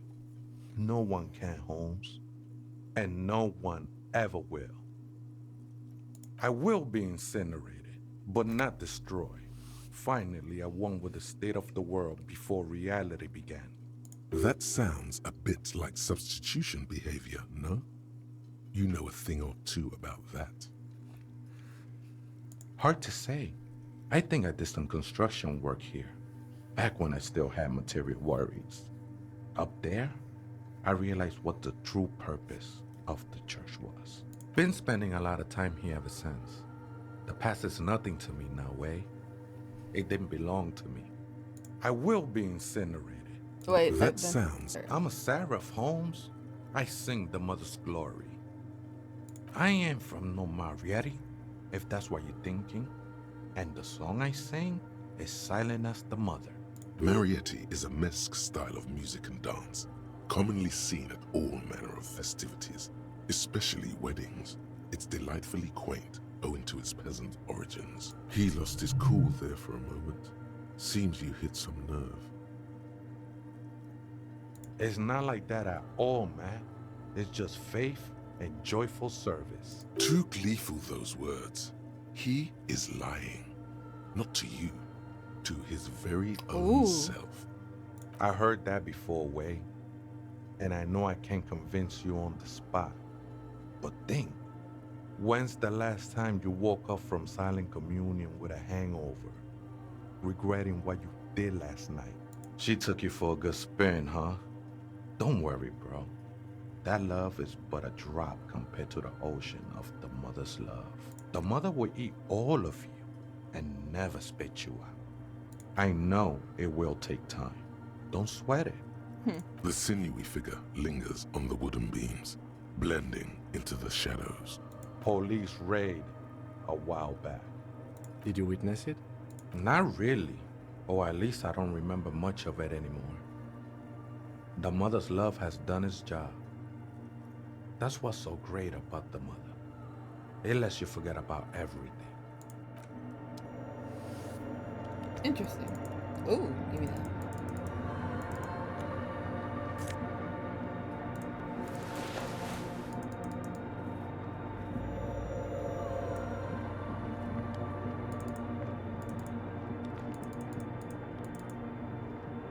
Oh, I did not mean to start running. That was my fault. Nope.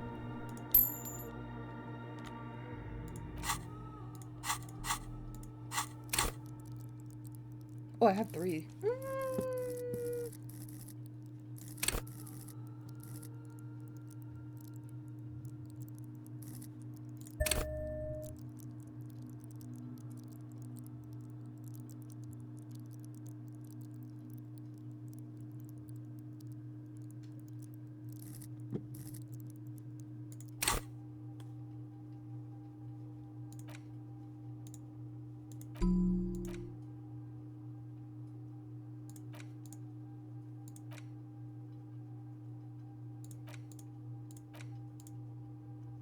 No.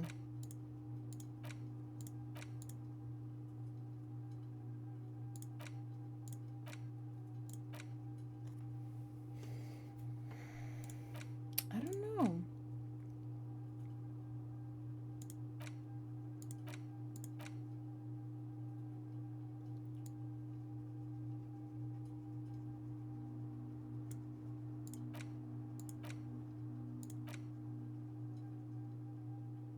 It has been brought to your attention that you are an alcoholic, and that it's a sickness, and it's killing you. You're crawling on your knees through life, your booze-filled belly dragging on the ground, your brain now fuzzy, now in overdrive, your hair sticking together with today's cold sweat and yesterday's vomit. Perhaps they're right. Anything is better than this, even bone-dry reality itself. Maybe you can quit? 20 hours for that one. Ooh.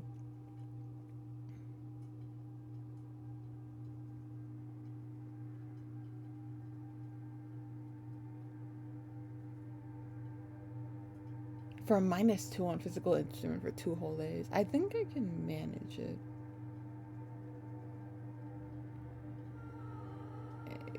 Yeah.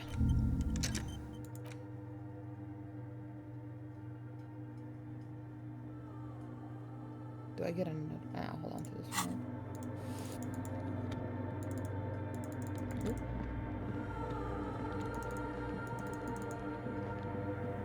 A machine stands in the corner, watched over by the figures on the stained glass window.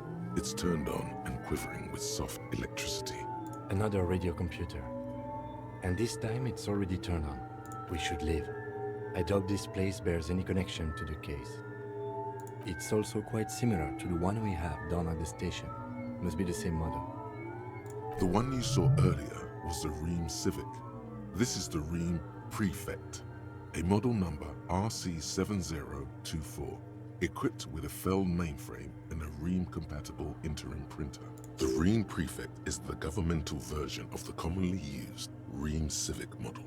Although mostly based on the same technology, the Ream Prefect is equipped with better noise attenuation circuits. You see fluorescent play and print buttons on the keyboard. A hatch connected to the central compartment is wide open. The lieutenant says nothing. You see the machine's glowing frame reflected back from his diamond-shaped glasses. You're free to proceed. Behind the hatch sits a cube-like crisscross of filaments, smoldering in the dark like fireflies. Silver tape on the side says, in black marker, log, February to March. Another filament memory. Press play to talk with the repeater. The speaker comes to life. Static seeps through the machine's planar magnetic driver. An old lady greets you. Her voice sounds 100 years old. Good afternoon. Votre accident on Saint-Brune. This is the East Insulindian Repeater Station 1. Please repeat. Is this the personal log? It's the same old woman you spoke with through the radio computer in the doomed commercial area.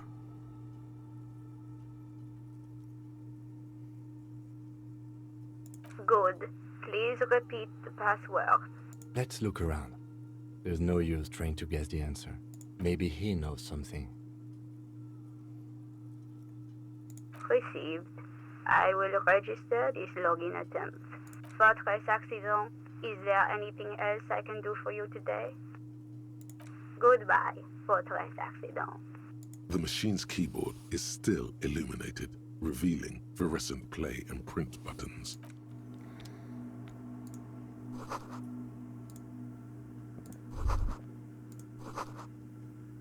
Oh.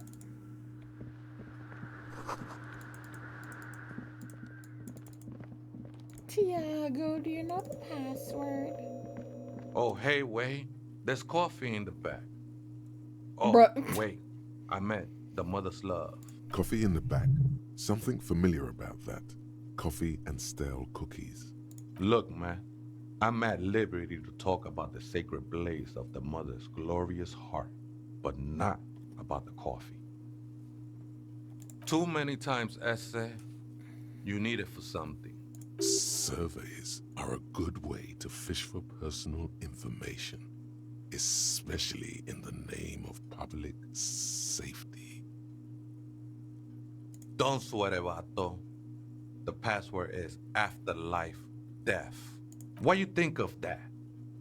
Makes me almost pity La Nilita Pequeña when I hear it. I think we're done here, essay. That was interesting conversation. However, I'm still not sure how it's relevant to our investigation.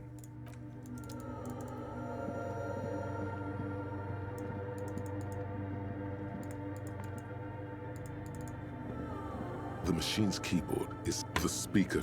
Good afternoon. Good. Please repeat the password. Good. I have unlocked the filament. After ending the call, please press print to access the filament. Votre accident. Is there anything else I can do for you today? I have 2 machines registered to this company name in Martinez. One on Saint-Brune, the other on Rue de Saint-Ghislaine. Saint-Brune, that's the church. And Rue de Saint-Ghislaine, that's the doomed commercial area. Anything else I can help you with? Yes, I am alive. I am 74 years old and my name is Yvonne. Now please repeat. Is this the personal log? She repeats passwords. Programming people are paranoid.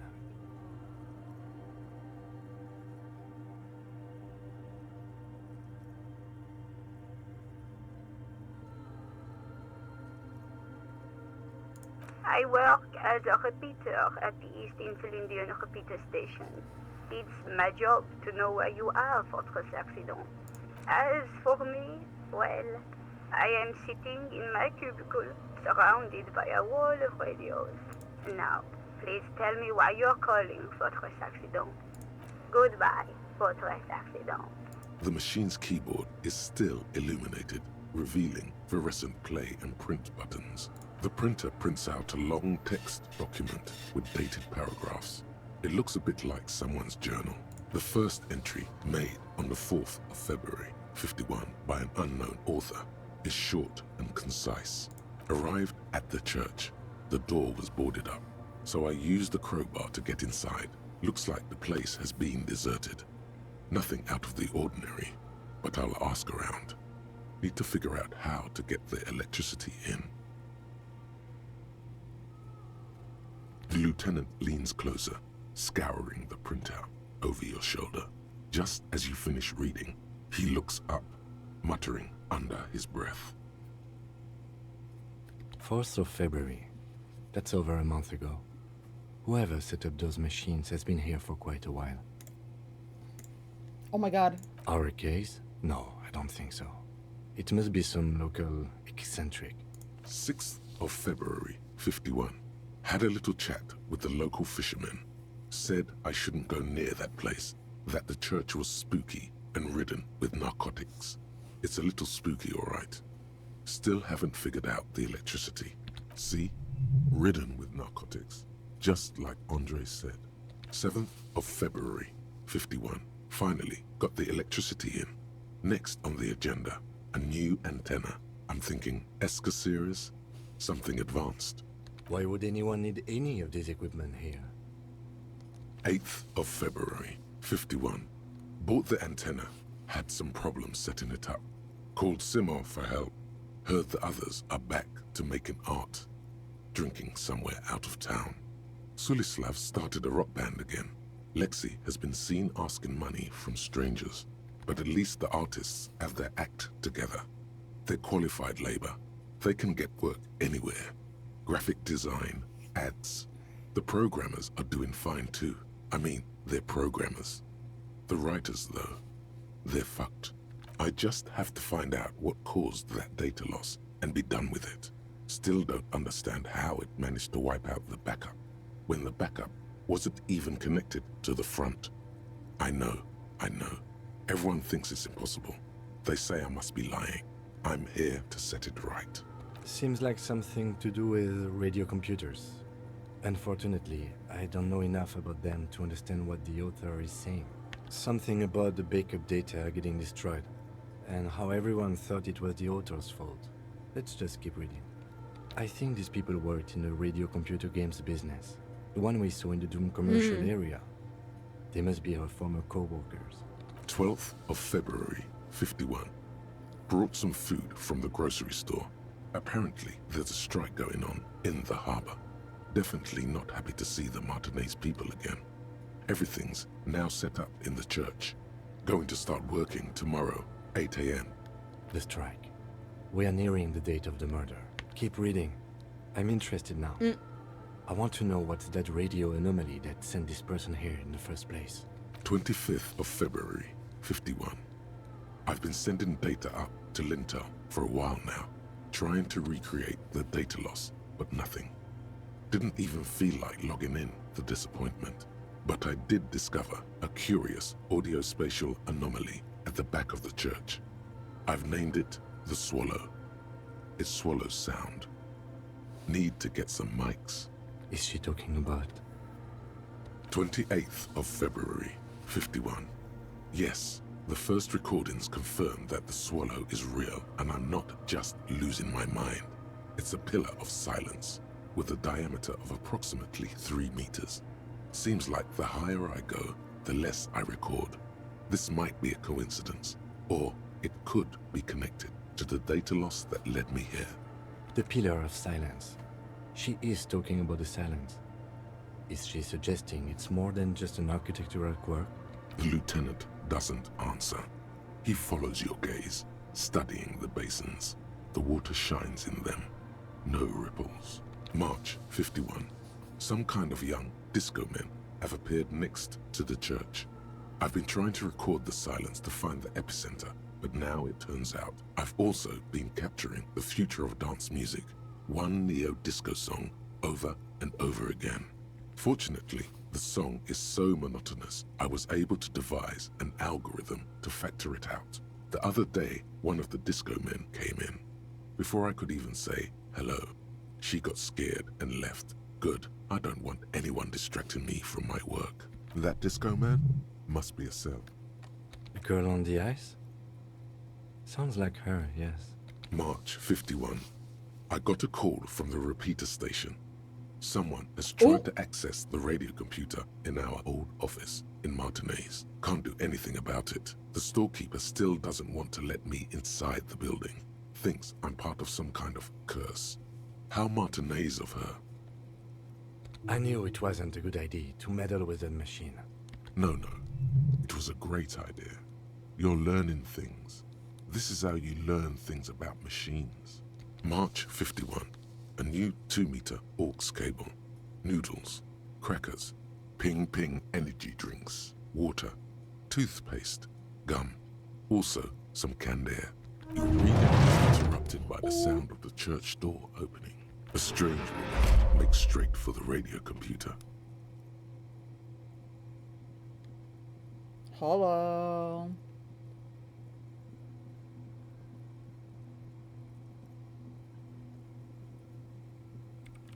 Breaking into my radio computer, I see. Yes, you are breaking in, but not into her radio computer. You're a master circuit bender. I do apologize for the intrusion, madame.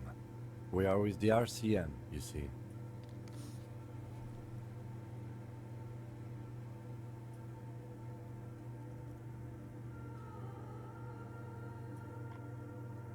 There are no coalition military data links. And even if there was, you couldn't access them over a civilian network.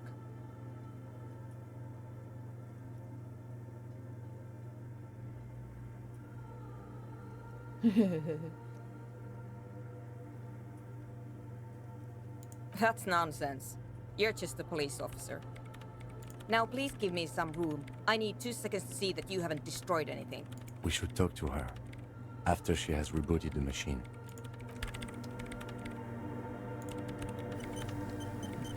What is it? No, you just printed out my personal log and wasted some paper. Yes. Or no. Not anymore. That project is dead. She doesn't seem surprised to be recognized. Rather sad. Something passes over her face before she straightens her back. I am Soona Luukkanen-Kilde, the former lead programmer of Fortress Accident and RSA radios. I have over 16 years of programming experience, and I'm proficient in both Vox and Orbis languages. If you're not here to hire me, I don't really know how I can help you. Did she say over 16 years of experience? She must have started programming when she was still a teenager. That still doesn't answer what she's doing in an abandoned church. You really like those questions, don't you? They're bloodshot. She really hasn't been getting much sleep lately, has she? I'm conducting scientific research here. You can't throw me out. I'm looking for the location of a 2mm hole in the world. Wait, what? She's looking for a disruption in the radio waves. That's what her personal log said. The lieutenant raises his brows, but doesn't say anything. Yes, that's what led me here. But I suspect it might be something a bit more complicated than that. Exactly. What does it mean? Up to now, it has been impossible to say what it is because it's impossible to measure nothing. What do you think it is? What qualities does nothing have? How do you measure something that does not exist? Easy. You measure it by the world around it.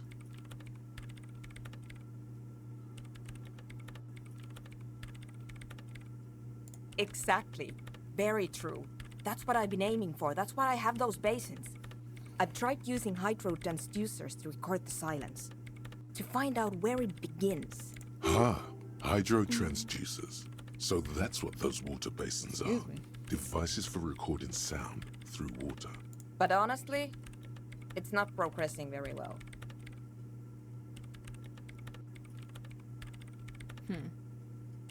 Somewhere underneath those roof beams, I assume.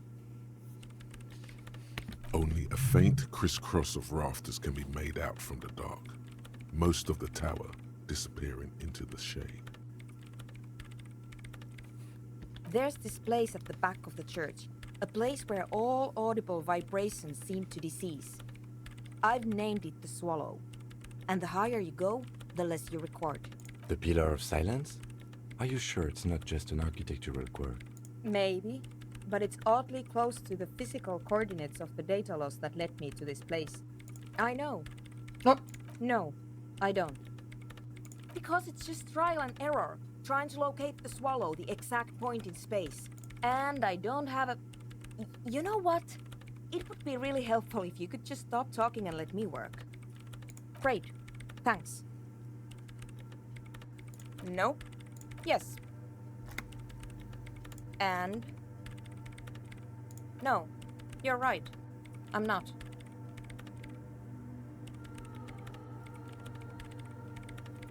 I brought them here.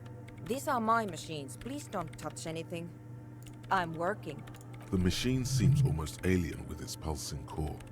The light casting her face in a strange shadow. Could you just shh for a moment? Or get to the point. I really need to focus on something. I use the AR-1 as my RAIN prefix processing unit. Mm-hmm. Yes? You really don't know anything about radio computers, do you? All right. Well, all radio computers perform operations up on air.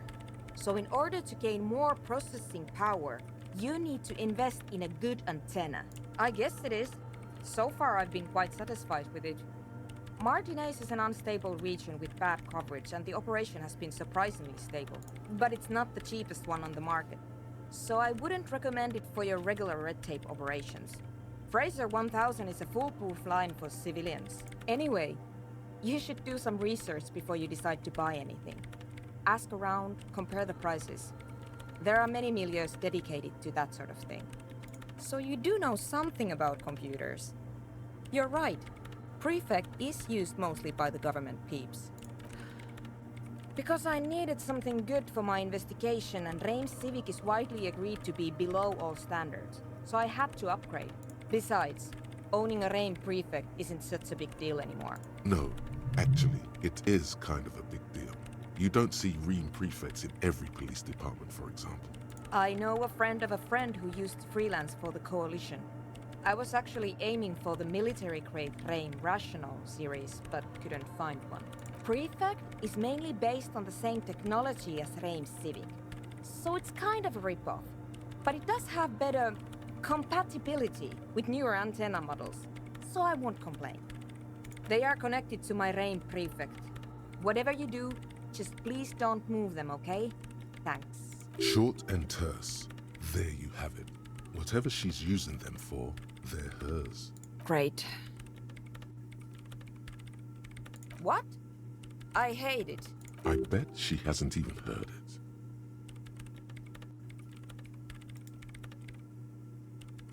Yeah, like all the time. My tent neighbors don't really ease up with their partying, do they? Maybe I'd have to be on drugs to get it, but to a sober mind it just sounds like uninspired rug whipping. No idea what it has to do with either dancing or music. This is about those speed freaks in the tent, isn't it? I've got some news for you. It's not a nightclub they want to build here. Take a guess, why don't you?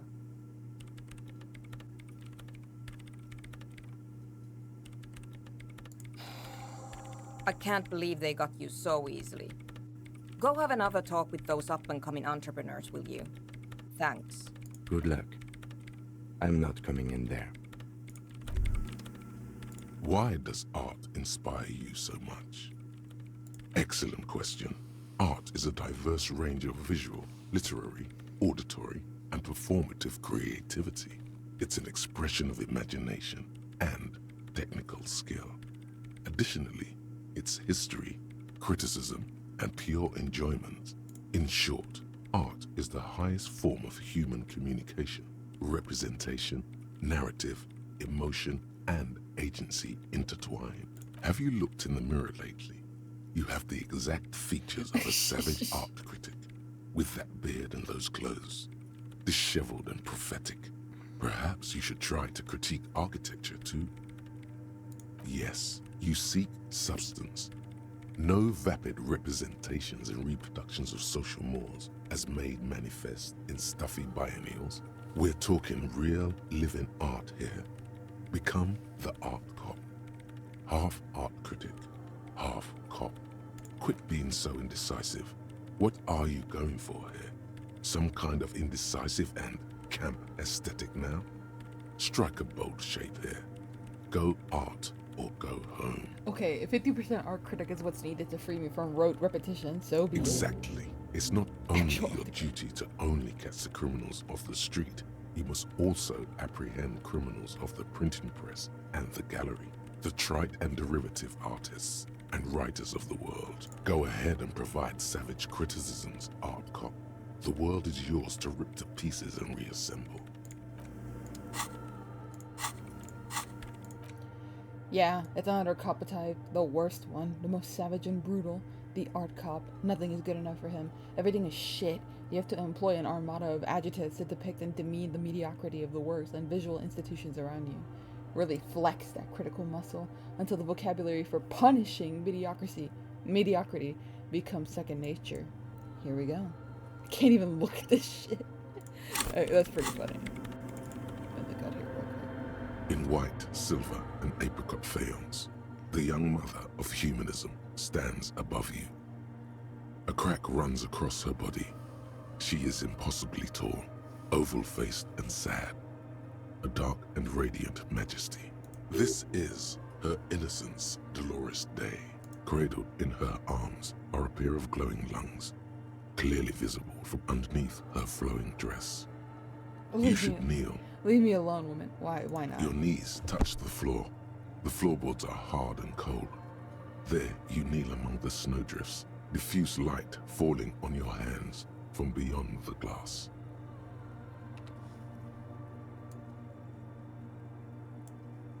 The world is silent, but for the creaks and cracks of the massive wooden structure behind you, it covers you from the wind outside.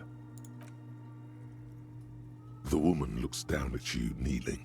She towers among her followers, architects, laymen, courtiers.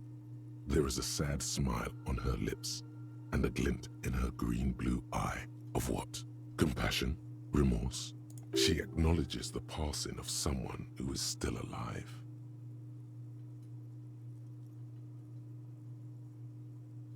As that soft word passes through your mind, the lieutenant draws an X-shaped cross from shoulder to shoulder. Your fingertips touch your chest 4 times. Then you rise from your knees into the apricot-colored light of the window. Above you, the woman still smiles her distant smile, sundered by the crack in the glass. The old woman in the village was right. This must be the Delorean Church of Humanity in Martinez, or the small Pinewood Church in some records. It's a minor landmark, not easy to find. Most maps misplace it. It was built not long after Revachol's founding, 300 or so years ago, by first-generation settlers. On the coast of an uninhabited archipelago where only animals had roamed before, in the wild reeds. There used to be 7 stave churches on the coast. Les Sept Sœurs, they call them, the 7 sisters. Only one remains.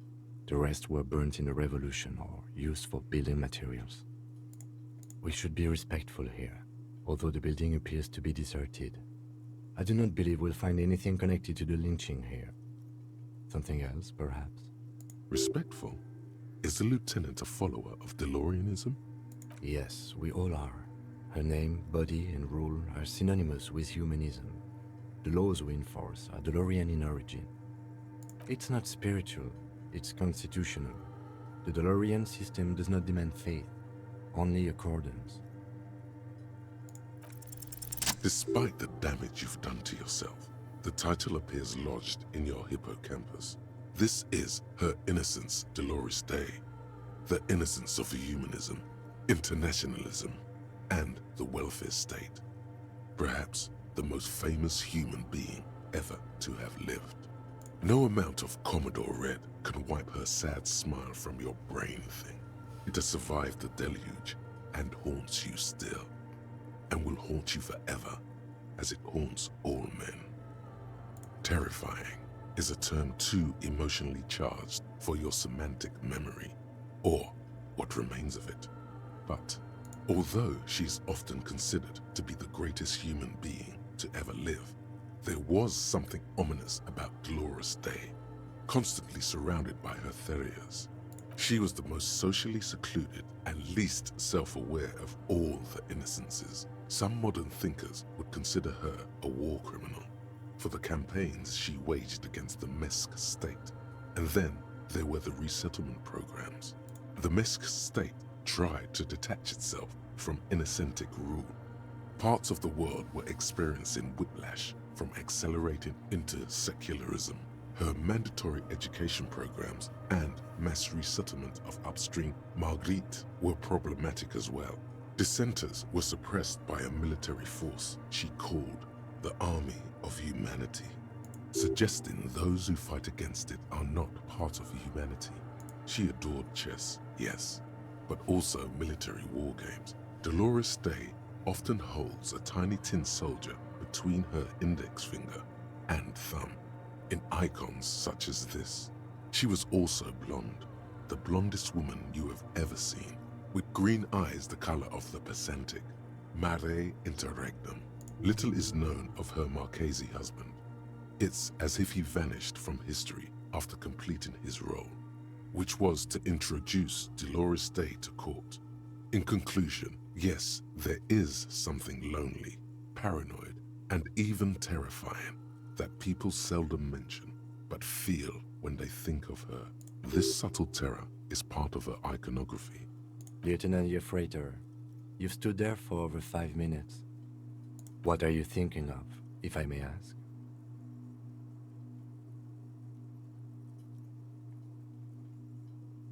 Okay. This church, the coast in general, we shouldn't linger here. This isn't a good place to get lost in. We should conclude our business and move on. I mean, I can try it again. The shards glimmer in the dark. You see little pearls of light on the edges of the crack that splits the female figure. Something was written there. Remains of broken letters line the emulsion. What it said, you do not know. Naturally. Why would I succeed a check? Why would I succeed a check that would progress me?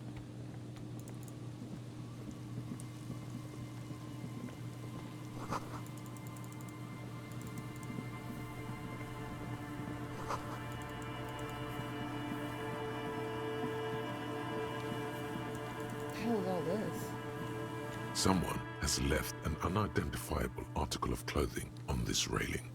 It smells really bad. It's streaked with dried seagull shit and tangled with pieces of seaweed. A dangling arm suggests that there might be a jacket beneath the crust of filth. It seems likely that it was left in the surf until someone laid it out on this fence to dry out. Unfortunately, that just seems to have stiffened it into a shapeless mass. Please tell me you're not taking that with you. It's a guano-encrusted jacket, and you're already carrying around enough as it is.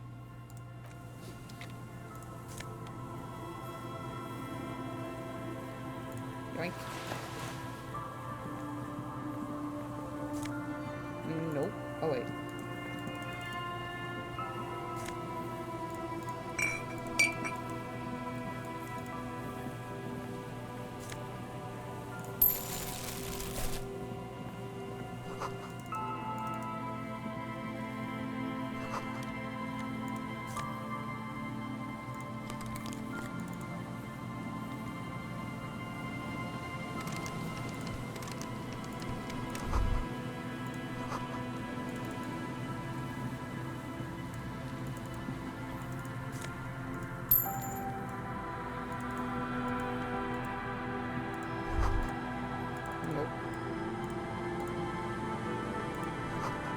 The smell.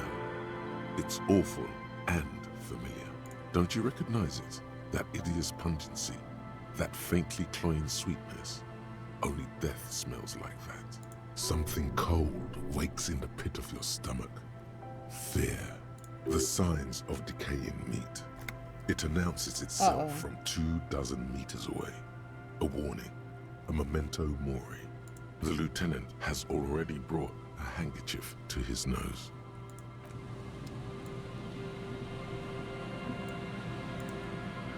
There's some tear, an empty cigarette package, and a crumpled kebab wrapper in the trash bin. 2 empty bottles of Tallulah vodka and a can of black potent porter is all you find. No, there's more in there. Livis strawberry liquor, plus some Pilsner bottles too. Better not pick them up. They seem unhygienic. A tragedy. Whoever tossed it here was a heavy smoker. The brand name reads Red Astra. Red Astra is the black market version of Astra cigarettes, known for their high tar content. You see traces of mayonnaise and ketchup on it, as well as a tomato wedge. The wrapper reads Shish Kebab Revachol. It's no older than a day or two. No mold yet. It's hard to concentrate in the smell. The sea air brings some relief.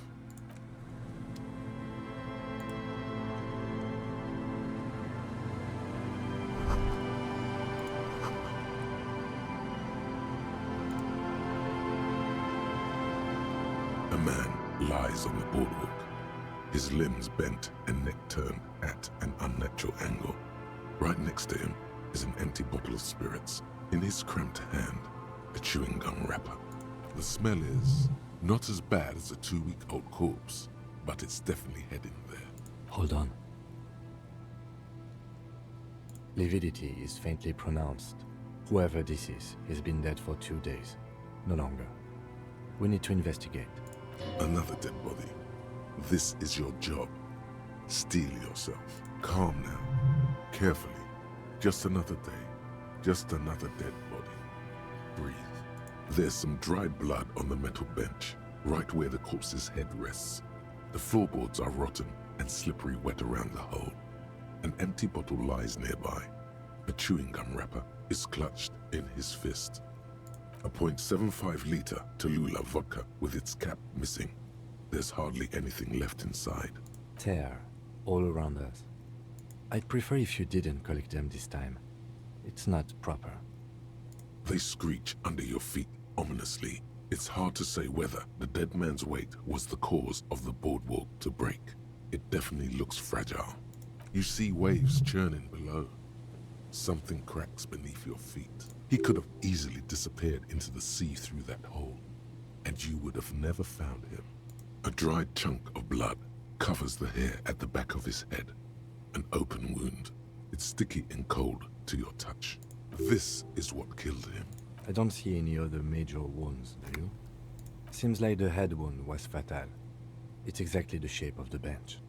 The entire boardwalk creaks in the wind as you take a step back. He's wearing mud-caked boots, beige trousers, and an old brown leather jacket with a bright blue lining. There are traces of kebab sauce on his chest.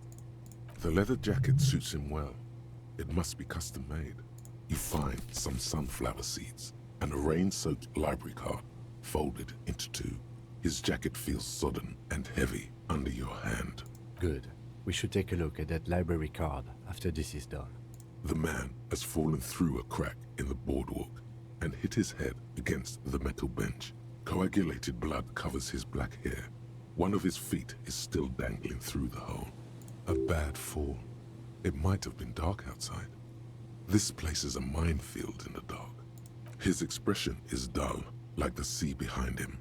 Drops of water shining on his mustache. His eyes, empty and wide, look frightening in their frozen gaze. Height, 170 to 175 centimeters. Curly hair, stout build. Age, approximately 50 to 60 years. Looks like one of the locals. He'd have to know this spot to come here. You don't just walk over here. But that's just a lazy assumption. What do you think? We do know that he was married. But you're right. Let's not run ahead. For now, all we know is that he's an unidentified middle-aged man found dead on the Martinez boardwalk. Death by misadventure. He slipped and fell through the boardwalk. A truly unfortunate accident. If it wouldn't have been for that bench, he'd be alive. Oh yes. Some symptoms of acute alcohol poisoning could have definitely played a role here. Severe confusion, respiratory depression, unpredictable behavior. But I think that death arrived through head trauma, not liver failure. No, I don't see anything that points in that direction. For now, let's treat this case as a simple, albeit sad, accident, unrelated to the murder case. Agreed. If this somehow converges later, why not? But keep it simple for now. What about it? The deceased ate some kebab. It's probably from a nearby place, maybe in the box. Sometimes a kebab is just a kebab. True. They'll seal this place off after the news reaches the coalition officials. I doubt that they have enough resources to actually repair the boardwalk. Not that sealing it off would keep anyone away. All it does is keep the city council's hands clean. It does seem to be a pretty straightforward misadventure, although there's still a question of identifying the body. From where I stand, I can see two options. We either take the case and follow the leads to identify the body on our own, or we report back to the station and leave this for our colleagues to handle. A field autopsy isn't necessary if the cause of death doesn't appear to be criminal, and this looks like a simple accident to me. I'd say we should just write down head trauma in the autopsy report and leave it at that. It would save us at least 2 hours of unnecessary work. Good call. The guys at processing can take care of the rest. Alright, we should first examine the library card you found. Then we can call the station from Mike and Emma. Let them know we are taking the case.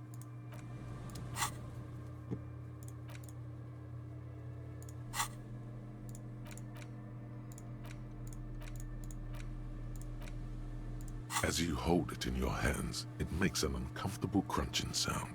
It's a sordid, filthy tale, not for the weak. Are you sure you can stomach it? Some secrets are better left uncovered. Don't even try. Seriously. It occurs to you that you're not even holding the jacket itself, but rather the thick crust of jetsam and seagull shit that ensconces it. It smells like a dead sea creature, tangled in grey strands of seaweed. It must have spent quite some time in the water before the tide deposited it ashore. Why? Why did you think about it? Look at your hands. They're covered in muck. What? Ooh. No. Then it'll just be on your pants. This is a disaster. You'll never get the thing out.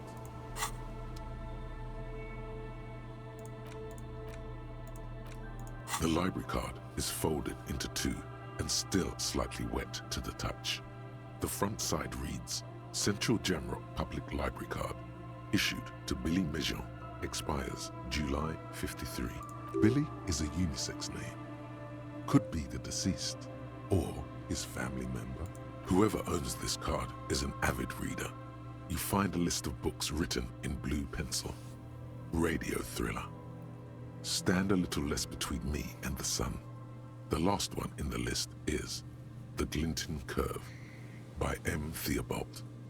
A library stamp indicates that the book has been returned. Most of these titles seem to be in the sci-fi genre.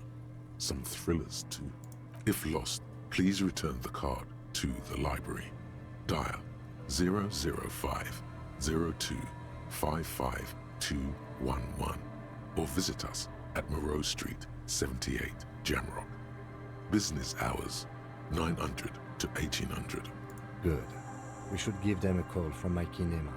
See if we can learn anything about Billy Méjean. Good idea. There was plenty of information here to go by.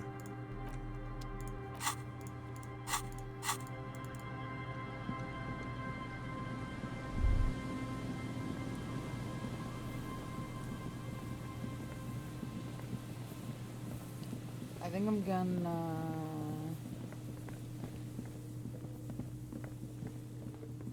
do this. Hold on. Yoink, and yoink, and yoink, and You take the legal documents out Surely. of the envelope. A 12 to 40 month construction period. And all right. Hold up.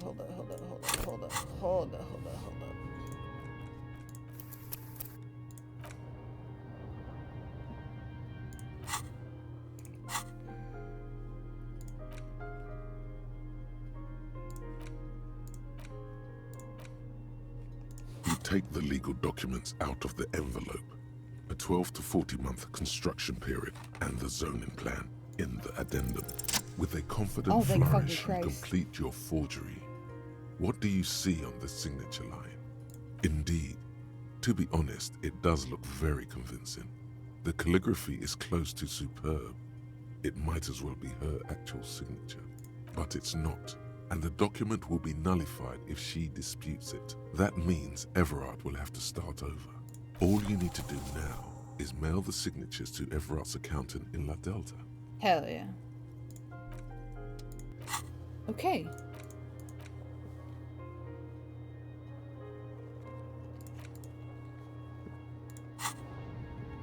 That was really my biggest thing that I wanted to get out. So I'm gonna officially stop the episode here. Well, I'm very excited to see where it goes. I'm exploring some things that sound irrelevant, but I don't know. Knowing like most mystery games that I've played recently, or at least the ones that have stuck in my mind, the most unimportant thing ends up being incredibly important. So I'm very eager to see where the church comes into all of this. All right, hope everybody has a good one. Bye bye.